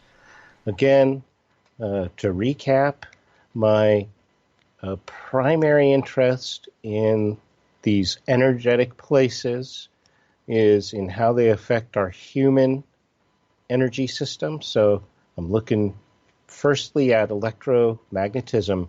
And so if you consider that a vortex is an anomaly in the electromagnetic field, or a place where the electromagnetic field is different from the surrounding electromagnetic field, and that's like practically everywhere. And then when you get to a place like Alaska, well, there's just dozens of contributors to the electromagnetic field, and of course, compared to Iowa, you got a lot more going on in Alaska because you got those changes in elevation, and just in a space of 6 feet, a couple meters, like between your toes and your head, there's a pretty large electrical differential between those two elevations. And so this is part of the reason why we keep talking about going barefoot, making yourself a part of the earth, because there's this electrical potential with elevation, which is why you don't want to be on a mountaintop during an electrical storm. So just on the surface, changes in elevation. And then we talked about below the surface, where you've got ore and mineral deposits. You've got moisture, so you've got electrical currents of various kinds doing various things, sometimes being interrupted by faults. You've got the crystals. Quartz, silica is the most, I think, one of the most abundant, I don't want to say the most, one of the most abundant minerals on the planet, silica. Where it crystallizes, now you've got this electrical material that is under pressure. Of course it's under pressure, it's underground, right? So the electrical current's underground for a number of reasons. And so now we're talking about Alaska. Ore and mineral deposits? Are you kidding me? We got all kinds of, got the oil at the world grid points. We've got gold everywhere.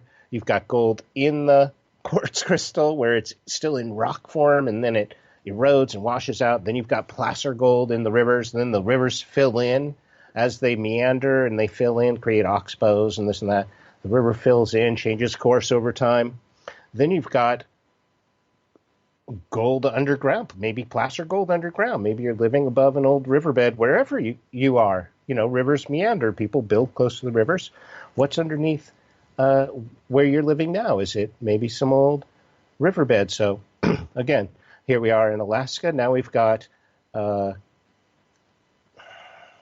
geometries of points. We've got, let's think of a vortex as a broadcasting kind of sound, some kind of electromagnetic frequency. Think of it as sound because a bell is a very wonderful acoustic analogy. So if you have one bell, the sound radiates out essentially in a sphere. We don't really think of it that way. In our own experience, we think of it like sound is coming from there to us. But of course, it's radiating out essentially in a sphere if it were unconstrained or uninterrupted. Right? So if you have two bells going off, now what's the distance? If they're going off at the same time, where are you in relationship to these bells? These bells are setting up a kind of a resonance between themselves. Let's say they're the same bell. Essentially, they're the same frequency, right? That's good. Okay. So now what if you put a third bell in, and that bell is like at a point that's like an equilateral triangle from those first two. And now you're ringing that same frequency bell together, 3 bells, ding, ding, ding. Now it's setting up like 3 mountains, perhaps, setting up a very stable kind of a waveform because it's self-reinforcing. It's not just a line in 2 dimensions. It's actually like a stable waveform. Yeah. So in Alaska, what have we got? We've got those geometries as well. Triangles, sure. But look at the Great Pyramid. Where's that located? In relationship to Alaska? Well, I'll tell you. in relationship to Alaska, the Great Pyramid is in the position of a square. Now, just like in astrology, right? This time we're inscribing a square inside of the Earth, and one points at the Great Pyramid. It's about 30 degrees, a little more, about 30 degrees, the Nile Delta, right? Egypt, 30 degrees north latitude. Where's Alaska? Well, it's on the other side of the Earth. If you draw a line over the North Pole, it's at about 60 degrees, right? 30, 60, that's add up to essentially a square, 1/4 of a 360-degree circle. So what are you saying, Dan? Are you saying that the point in Alaska has this relationship to the Great Pyramid? So what? That's just random. You could say that about any 2 points that have this square relationship.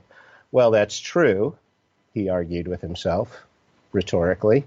But in fact, when we look even more closely, thanks to the work of Jim Allison with one L, what we find is, or at least in part to Jim Allison, I want to give him most credit. What we find is that actually the other way around. It seems that the point in Alaska, there's a point in Alaska which seems to be an ancient North Pole, and that the Great Pyramid at that square position, 90 degrees from Alaska, it seems to be one of a huge number of ancient monuments around essentially a great circle around the Earth, an ancient equator. And I have at hand that list of points that shares that geometric relationship to the Great Pyramid and to Alaska. So as a North Pole does to an equator. So I'm happy to maybe name a few more of those points for you. But I would again direct listeners to vortexmaps.com. This stuff is all highly visual, and it's really hard to describe. And well, I got a pretty huge stack of maps here to go through, but give me a minute here. I think I got my Alaska book here in blue. Yeah. So if you take a look at your globe and you put this point, 59 degrees, 42 minutes north, 139 degrees, 17 minutes. Sorry. Now what do we got? West or east? I forget. I think it's west. 139, it's got to be west, right? You get Giza, Siwa, Paratoari, which I haven't heard of even. Got to look that up. Ollantaytambo, Machu Picchu, Nazca Lines, Easter Island, all very familiar. We got a number of points in Southeast Asia you might not recognize. Anaitium, and I might not pronounce them right, of course. Priya Vahir, Sukhothai, Piai, Mohenjo-Daro, Persepolis, and Petra, all forming that equator around that point in Alaska. So that is one geometry that we find in Alaska. And I'll go into that next month. About a month from now, I'll be in Anchorage for a series of events, and then hopefully Homer after that, and Seattle on my way there. So if you are in any of those areas, or any other area for that matter, some little town, it doesn't matter. If you'd like me to come visit and do some Vortex events, please reach out through danshaw.com or ask@danshaw.com. And hope you don't mind my addressing your listeners there directly like that. Oh, no worries. It's all about the listeners, and I want them to look into things and make their own decisions and discernments and such. So I really appreciate you sharing that with them. And right. I'm like, hey, I'd love you to come down here to the Four Corners area and, Mesa Verde and so many different land formations and such where there is so much energy, and it's just there's just a plethora of activity in this area. So, Right, right. You for tell me, you did you. Sorry, geez, I'm interrupting you again, but you live in a very geologically interesting area, as I recall. You described in one of our previous shows. You're in some kind of a little valley that has some very interesting. Is that true? I'm actually originally from Arkansas. I've lived in Miami, Florida, Marysville, Washington, North Carolina, South Carolina, Tennessee. But out of all the places I've lived, I feel most comfortable here in the Four Corners area of the United States. And like I was saying before, you can drive 30 minutes or less in any direction, and you're in the plains, or you're in the mountains, or the plateaus and mesas, or the desert. There's so many different um Vortexes. areas and vortexes, and it's just amazing. And I don't know, I've heard people say with all that combined it makes one really big paranormal vortex, but I know I've witnessed the paranormal as well as UFOs and alien activity and skinwalkers and so many different things in this area. It's just mind-blowing. And so for someone like you who has done so many years of study to have in this area would be amazing. And I just want to meet you anyways. I've known you for maybe about a year now, and I'm just always amazed at all the things that you're doing and the different tours you're giving and just all of the intelligence and time you've put into all of these things, including geomancy and alchemy and everything else that goes along with it. There's so many unanswered questions out there, and I love learning from other people. It's just amazing, and for me, easiest. Like, I can read something and retain it, but to learn hands-on or through my own experiences is basically best for me. You know what I mean? Yeah, and for my part, like I love the questions as much or more than the answers. Like I say, if I fully understood it, I'd move along. I'd do something else. I don't know, photography, just to draw something out of a hat. But it's the thing is, it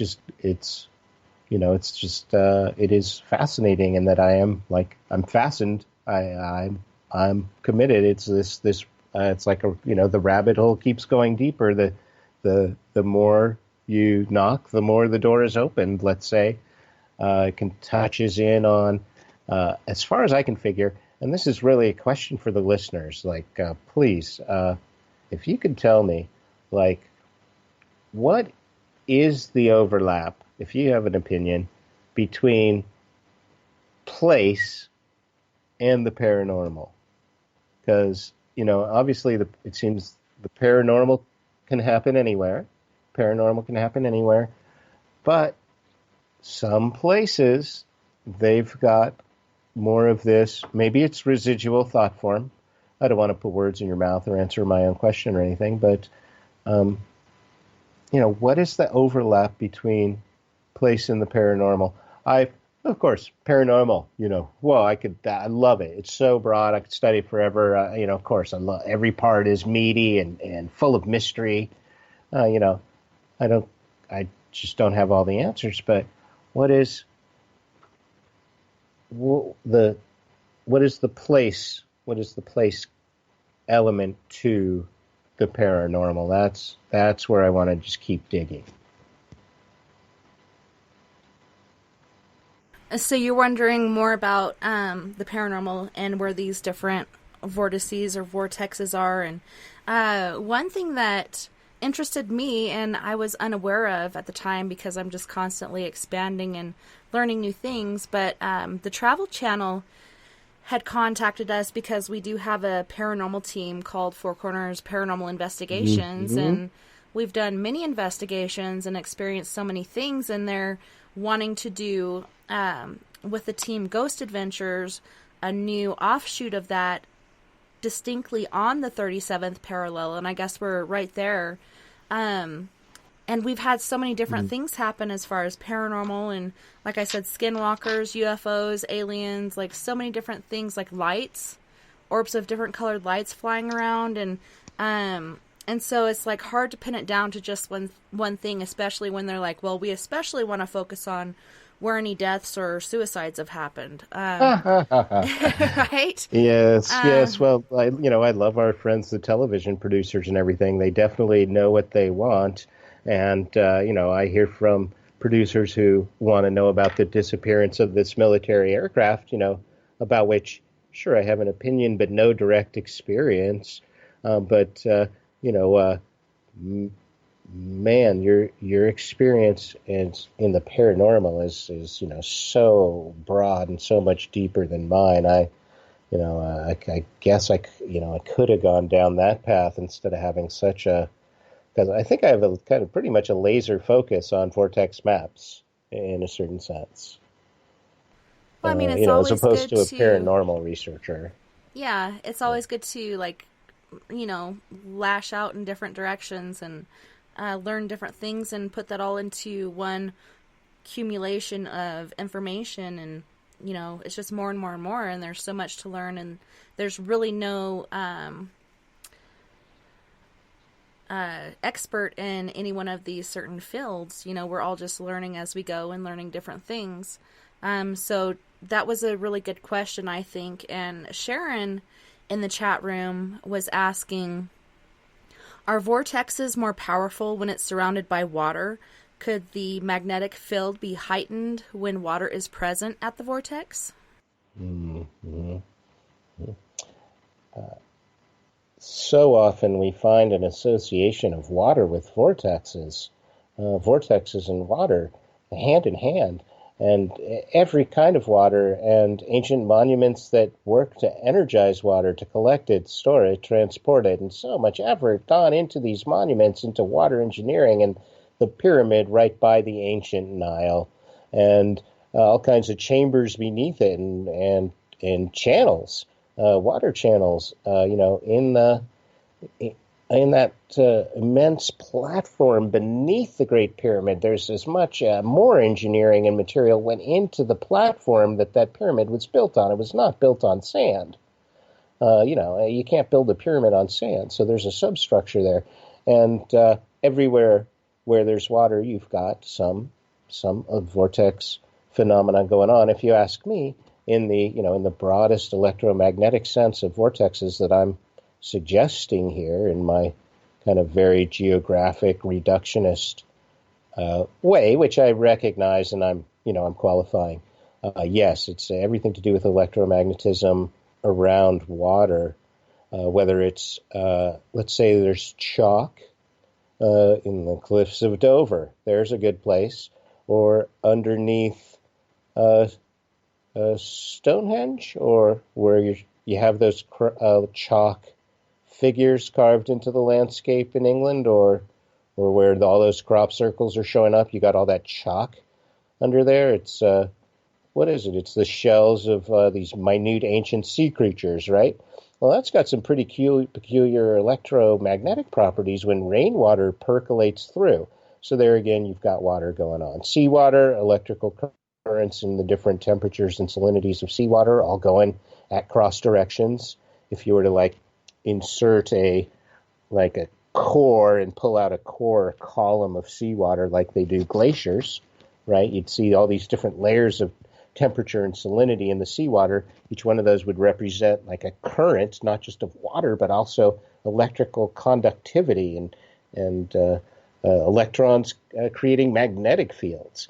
And then you've got springs and healing springs and hot springs and waterfalls, and all of these contribute to the electromagnetic field in some ways. Waterfalls, we've got the negative ions that are so beneficial to our human energy system. So right on. Yes, everything to do with water. If I have a room of X number of people, 30 people, and I ask them what is to think of their favorite place, generally like 3/4 of them will say something having to do with around water.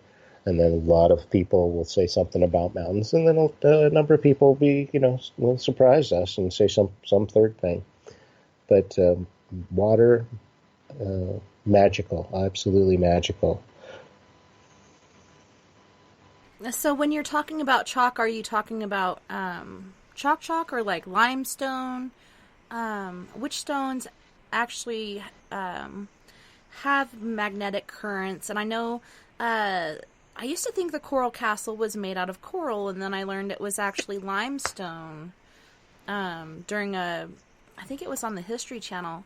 And I wanted to look that up because I'm not sure if that's true or if they just said that. But it seems like limestone, there's different things about it that make it special, and a lot of people use it. I don't know if it's due to its longevity or what, but it makes you wonder, like, what are these different structures made out of? I know the Coral Castle supposedly is made out of limestone. What are the pyramids made out of, and all these other structures that are known as sort of energy conductors or gatherers? Ah, brilliant. Oh, you ask such good questions. So chalk, as we think of it, like, yeah, this is stuff we're writing on a chalkboard with. Yep, that's shells of ancient sea creatures. It's been processed in some way to give you a chalk stick, but the great white cliffs of Dover on the English Channel, etc., massive amount of chalk deposits that were once the ancient seafloor that's been essentially pushed up through tectonic processes, geologic processes. And I'm not a geologist, but fascinated, again, interested studying the electrical and energetic properties of minerals, not just quartz, but I think of limestone as being a relatively unenergetic material. But I recently read something, now that you ask, I'm going to have to run this one down, about the energetic and subtle energetic properties of limestone. Okay, limestone's kind of it's a different thing from chalk, but it is very soft. It is in massive quantities in that area of Florida, and that is what Coral Castle's built of, despite the romantic name, which is, it's all right in the vicinity of the Earth grid point, which is the Bermuda Triangle. It's all right there. Florida is, and there's a lot of lines emanating out of the Bermuda Triangle that cross those areas where Coral Castle's built. The other monuments, you look at any other monument up and down the road, what you find is that they're all built out in energetic materials that have been transported long distances and layered in often peculiar ways to create essentially energetic devices. If we are creating a modern electronic device, such as a transistor or any of these other things, a large part of that magic of modern electrical engineering has to do with layering these materials having different properties. That was all done in the Great Pyramid. It was done in these ancient burial mounds where there'd be layers of sod, then layers of rock, then layers of something else. Very much like an orgone energy device is constructed. So the layering of those energetic materials is apparently very important. And essentially in all of these ancient monuments you'll find, and in natural vortexes, of course, also too, you'll find the quartz crystal, veins of quartz crystal showing on the surface, and the ancient stones chosen because they have quartz crystal in them, or the marble and the Great Pyramid, and compared to the other property of materials in there. So the energetic nature of the building materials is very important, clearly. Lots to study. Indeed. Like somebody said on Periscope, the never-ending story, it just goes forever. And will we ever attain all of this knowledge that's been out there for centuries? So another person had a question. Does a vortex or can a vortex aid in physical and spiritual healing? That is, I think, this sums up my entire thesis right there. So we are electromagnetic beings. Every cell, I'm not saying this as an analogy, every cell is electric and magnetic, and it is subject to and responds to and affected by every minute variation in the electromagnetic field. There's certainly birds and bees and fish that can all sense the electromagnetic field. They do so by having minute receptors for electromagnetism, sometimes in their eyes. Often that receptor is minute amounts of magnetite. Humans have that same magnetic mineral in minute amounts in every cell of our brains and in greater amounts in our sinuses or third eye. So there is a mechanism for humans to have this electromagnetic sense as well. Where was I going with that? Sorry. Yeah. Okay, so I was asking, can or does a vortex aid in spiritual or physical healing? Right. Thank you. So that was definitely a two-parter, right? So there, the emphatic yes for we are electromagnetic beings. So physical healing, yes. The opposite is also true, though. Anything that can heal can kill, and we need to be sensitive not to spend too much time in a place that feels particularly turbulent or something like that. Then on to spiritual, there's no separation between the physical, mental, emotional, and spiritual. Sure, we have concepts and words are limited, and et cetera, and they don't do justice to the essential unity of everything. But specifically with regards to spiritual healing, I would say yes. I think geomancy is not an answer in search of a question in that sense. The question is a very real one, and that is, do I experience an immediate and direct sense of connection and unity with my place? Or do I feel displaced? Do I feel disconnected from my place? Do I feel disoriented and lost?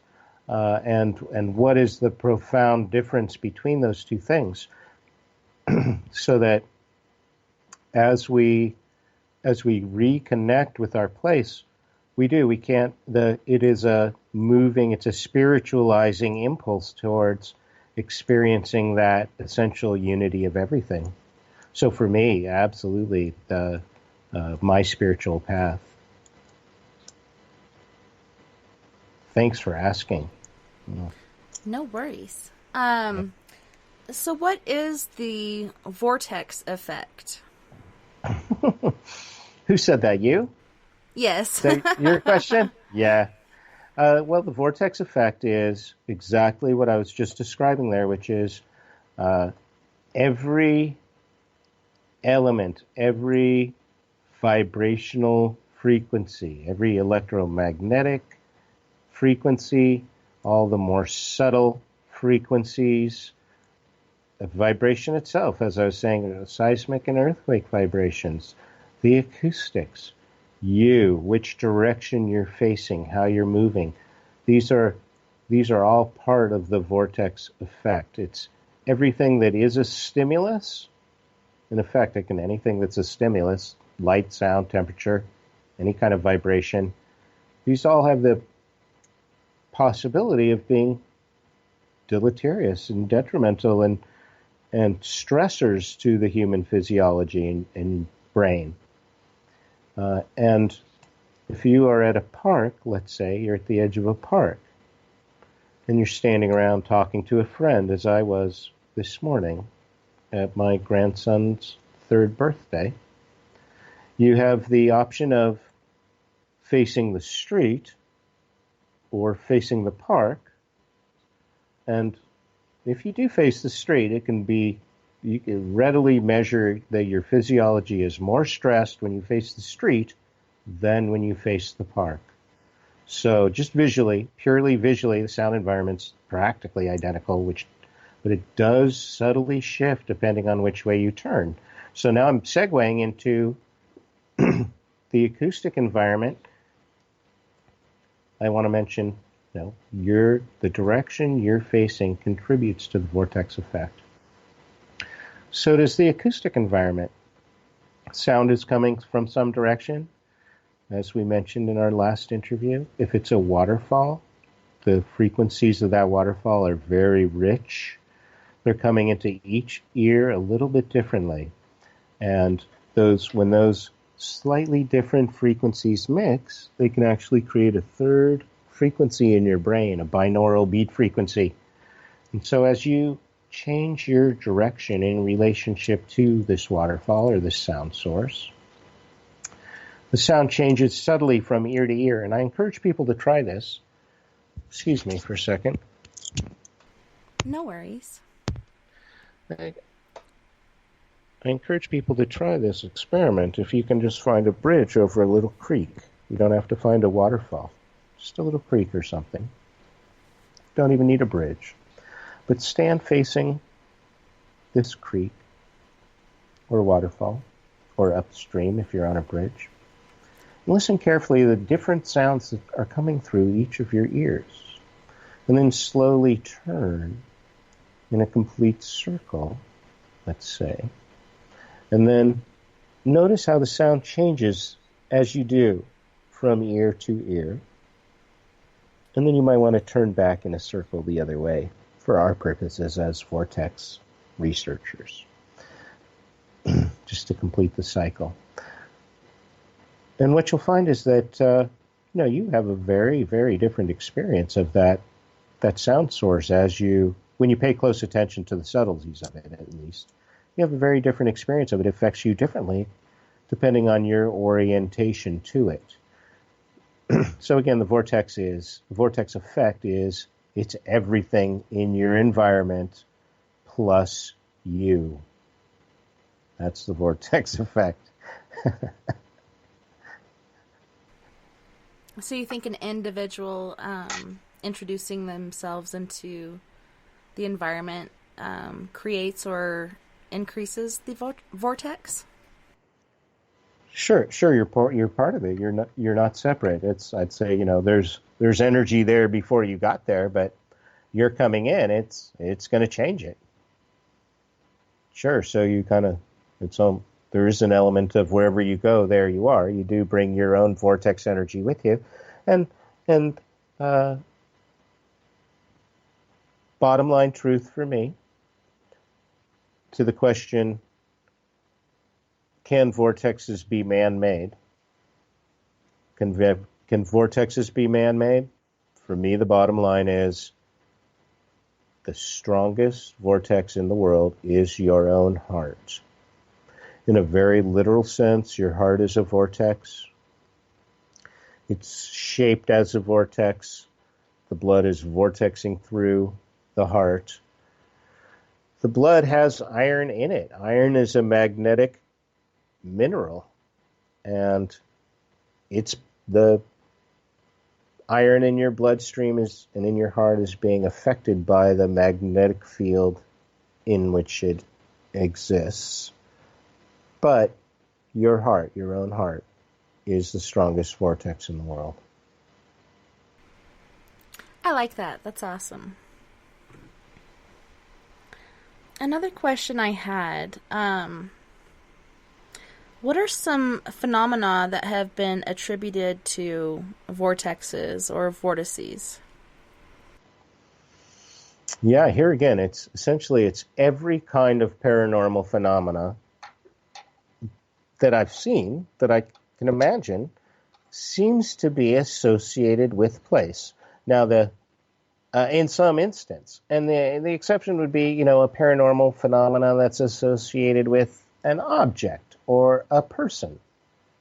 Okay, but sometimes those spirits, those are like anchored, apparently spirits are sometimes anchored to a place, a graveyard, a hospital, a military ship, something like that.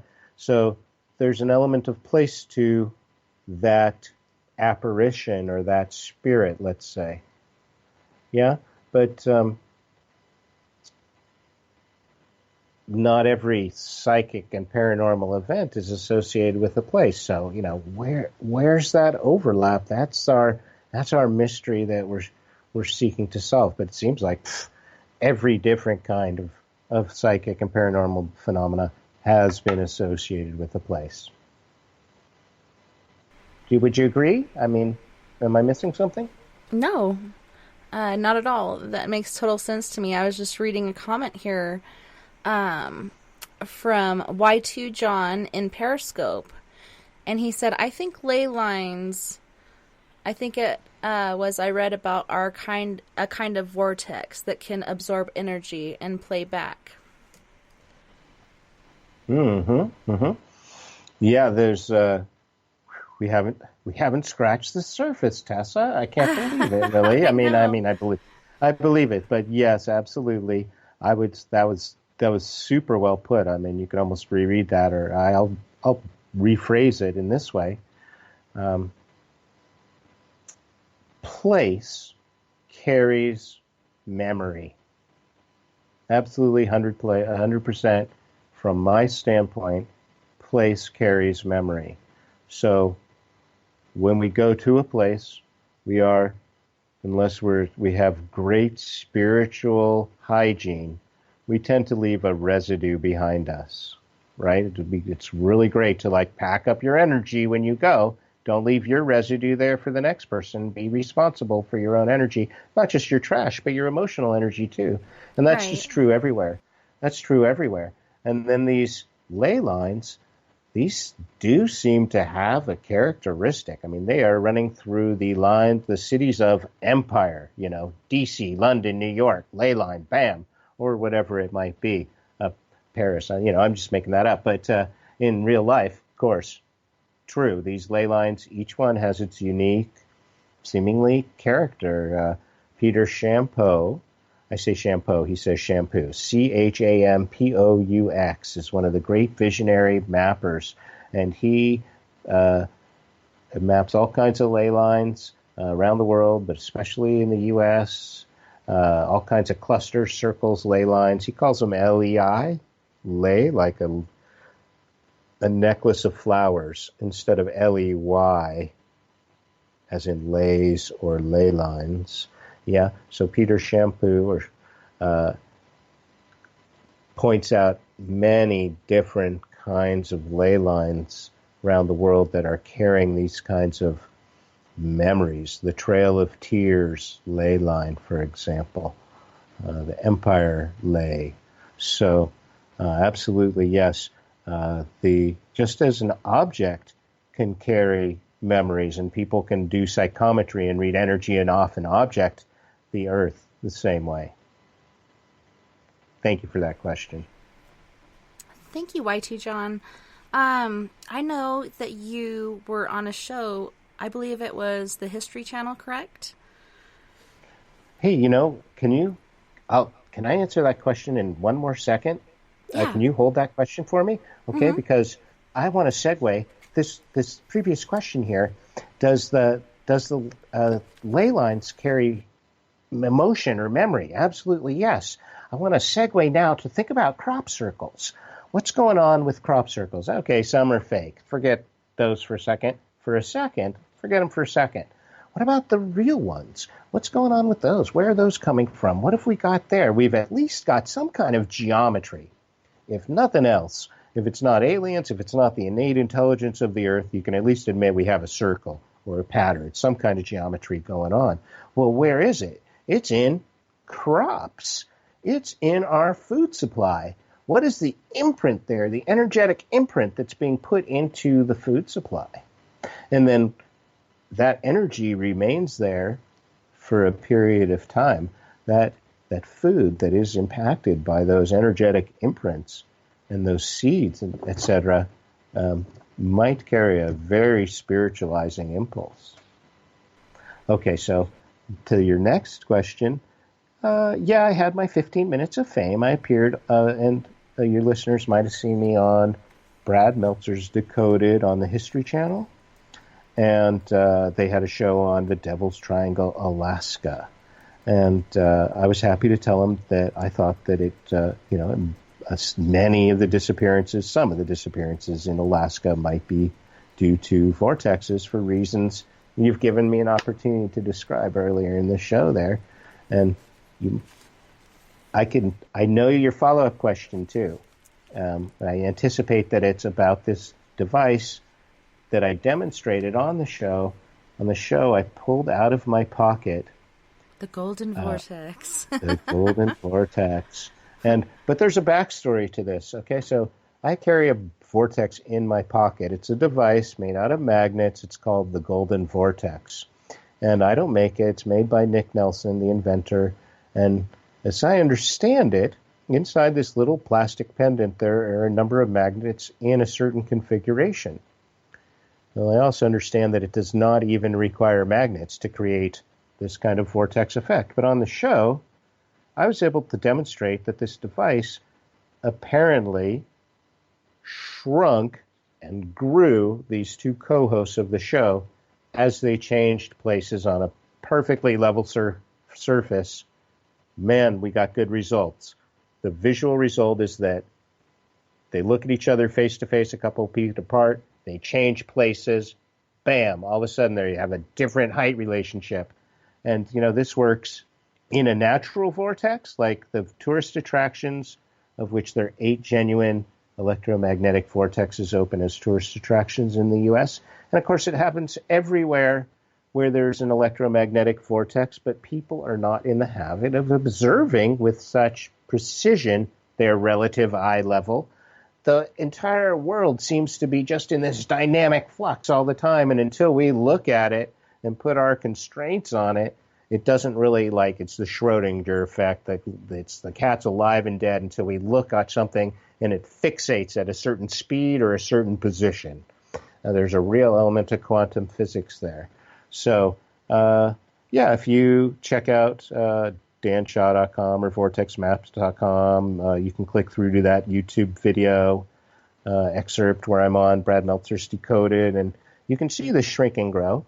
On TV, hard to believe. You can go to any of these vortexes, the Montana vortex, Oregon vortex, mystery spots, California, here and there, Mystery Hill, North Carolina.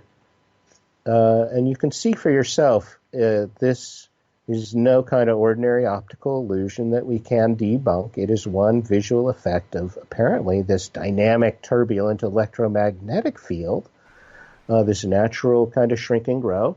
And apparently it's possible, evidently it's possible, I've demonstrated on national television, to duplicate that effect with a couple of magnets in a little pendant about the size of the quarter.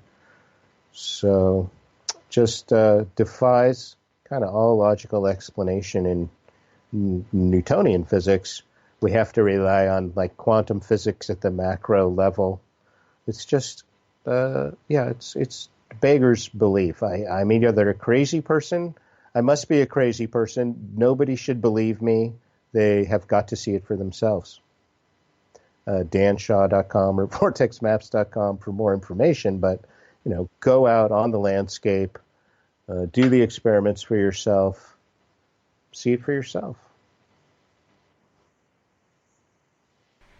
Kevin in the chat room was just saying, "Is that a vortex in your pocket?" and then he says he couldn't resist. Did he? Was he listening to the last interview where he said, "How many angels can I fit in my pocket?" Oh, that was gnomes. Gnomes. That is like a psychic synchronicity right there that he happened to say that about my pocket. Although I did kind of lead up to it. I set him up. But, at our last interview, somebody made a joke about how many gnomes can I have in my pocket. And yes, I carry a vortex around with me. It seems to have healing effects. You don't want to overexpose yourself to any kind of vortex energy, I would say. But I do carry one with me because I want to show people this visual shrink and grow effect. Now, whether it's visual or actual shrink and grow, nobody's quite sure. But I carry one around with me.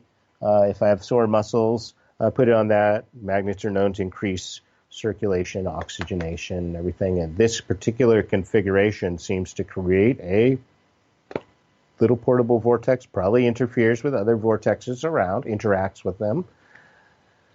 So that is a vortex in my pocket. And sometimes I've even inadvertently snapped a photograph and then later looked at the photograph, and the photograph was clearly a vortex photo, and the whole thing was smeared in this, not whole thing, but my legs were clearly visible. I'd snapped a photo of my feet accidentally, and then the rest big circular blur, and I'd apparently snapped a vortex photo. So people can see that and other vortex photos at my website, vortexmaps.com. Kevin was also saying, hey, my buddy owns the Montana Vortex. And then, Kevin, you're friend of a friend then, because the owner is Joe Hauser. And so say hi to Joe for me. That's awesome. Synchronicities. Well, Joe Hauser is, he's a great friend of everybody, and Bigfoot. He's a Bigfoot researcher. And there's definitely association of Bigfoot with the Montana Vortex. Probably not least in part because Joe is there, but we've had sightings. I actually believe I heard Bigfoot call at the Montana Vortex. And so, there's an association there. Joe Hauser, Montana Vortex, on they call it the south entrance to Glacier Park, Columbia Falls, Montana, world class. It is not just some crooked shacks showing some like stupid optical illusions. You've got to see it for yourself. Montana Vortex or any of the 8 genuine vortexes open as tourist attractions. Yeah, and there's some that also have the same effect as the shrink and grow phenomena without having, the pocket vortex or whatever. Just switch sides and you're taller than the other person or shorter or whatever their I don't want to muddy the water. By saying that there's, I've got this portable vortex. It's true, but the natural vortex is the phenomena there at the Montana Vortex. And everywhere there's these natural phenomena, and what's happening there is that the energy is exceedingly dynamic and turbulent as far as we can tell, and it's not even necessary to change places. I mean, typically what you see is 2 people are standing face to face. This is visible to the participants and to an observer. They change places, and from 360 degrees, you can see they've changed height. You can photograph it, measure the photos. It is no kind of normal optical illusion we can debunk. So that's happening there. There's all kinds of other phenomena going on, not just at these tourist attractions. Obviously, there's just a few of those, but it's going on everywhere, but just like hardly recognized. Nikki had a question, and she was wondering, what does Dan think of magnetic blankets and items like that regarding how they affect vortexes surrounding a person? Would they stop a person from going through a vortex? Ooh, like if you could have a vortex shield so that you wouldn't get sucked through a interdimensional portal. Mm-hmm. I think you might get burned if you were carrying anything magnetic or a metal through. I think the general lore is that you should not be wearing any metal when you enter in. And I think I don't want to make light of it. It's a brilliant question, as the questions have been great tonight. Your electromagnetic field is a very subtle, delicate thing. And it would be important to wear shoes with conductive soles or to walk barefoot in the wet sand or on the ground, to wear natural fibers. And leave your cell phone. Hopefully your device is someplace far away.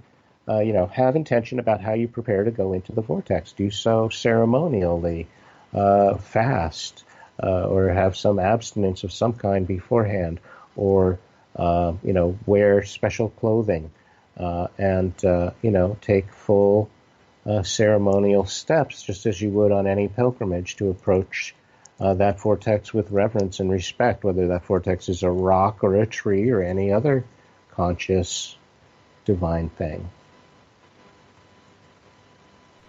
And when you're talking about the golden vortex, it reminded me a lot, and Sharon even brought this up, of the Tesla purple plates. I don't know if you've heard of those. Yeah, I got one. Oh, you do? That's awesome. Oh, I yeah, have one too. I've had it since '88, I think. Oh, wow. Yeah, seriously. And they're one of your sponsors too, I think. Yeah, Corrine, she's the one that sells them, anyway. And you can find them at purpleplates.com.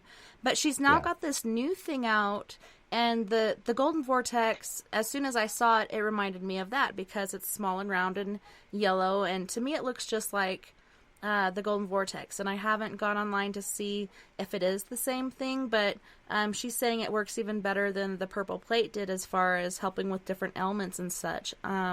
With my purple plate, it helped me with my motivation and my energy level, which is generally pretty low.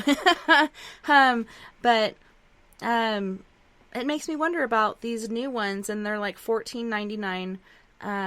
So I'm going to order one. I tried to order it at the wrong price, and so I got to retry to do that. But I'm interested to see if this is the same thing, and I don't know. Who sells the golden vortex?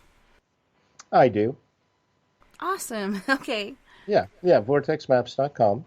Yeah, and the inventor, Nick Nelson, as well.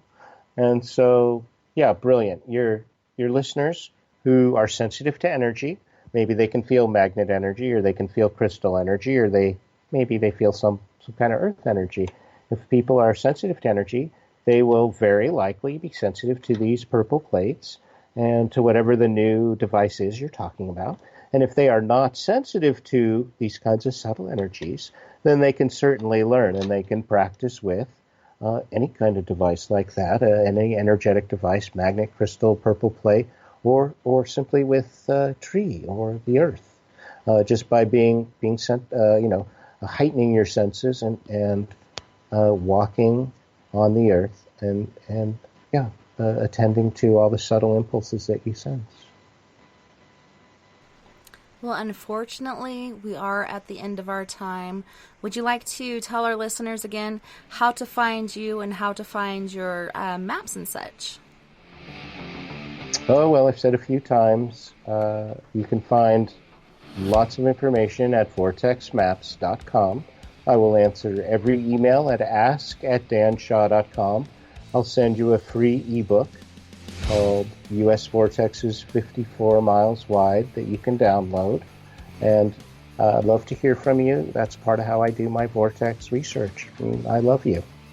Thanks so much for coming on my show again, and I can't wait to have you back in the future and discuss some more things that we didn't even get to touch on this evening. Oh, there's lots of those. Thanks for all your brilliant questions. You and your listeners, really appreciate the connection. Let's do it again. No worries. Thanks so much again, Dan. And thank you to all of our listeners out there in We Are Paradox Media Land. Thanks so much for listening to my show, Late Night in the Rockies, and I look forward to talking to you guys this next weekend. Next Saturday, we have Dark Hunters Paranormal on, so I hope you guys can make it out to listen to that. Otherwise, feel free to come in and hang out with us at our after party, and you can look me up at Tessa Thomas-Peterson or call 970-335-9596. Thanks so much again for listening, you guys. You have a wonderful evening. Don't work too hard this week, and I hope to see you back here this weekend. Tomorrow night we have Sleepy Dave Davenport on We Are Paradox Media. Make sure you tune in and listen, as he's got an amazing show as well. Thank you guys so much again. 99 love and light, and take care of my yous.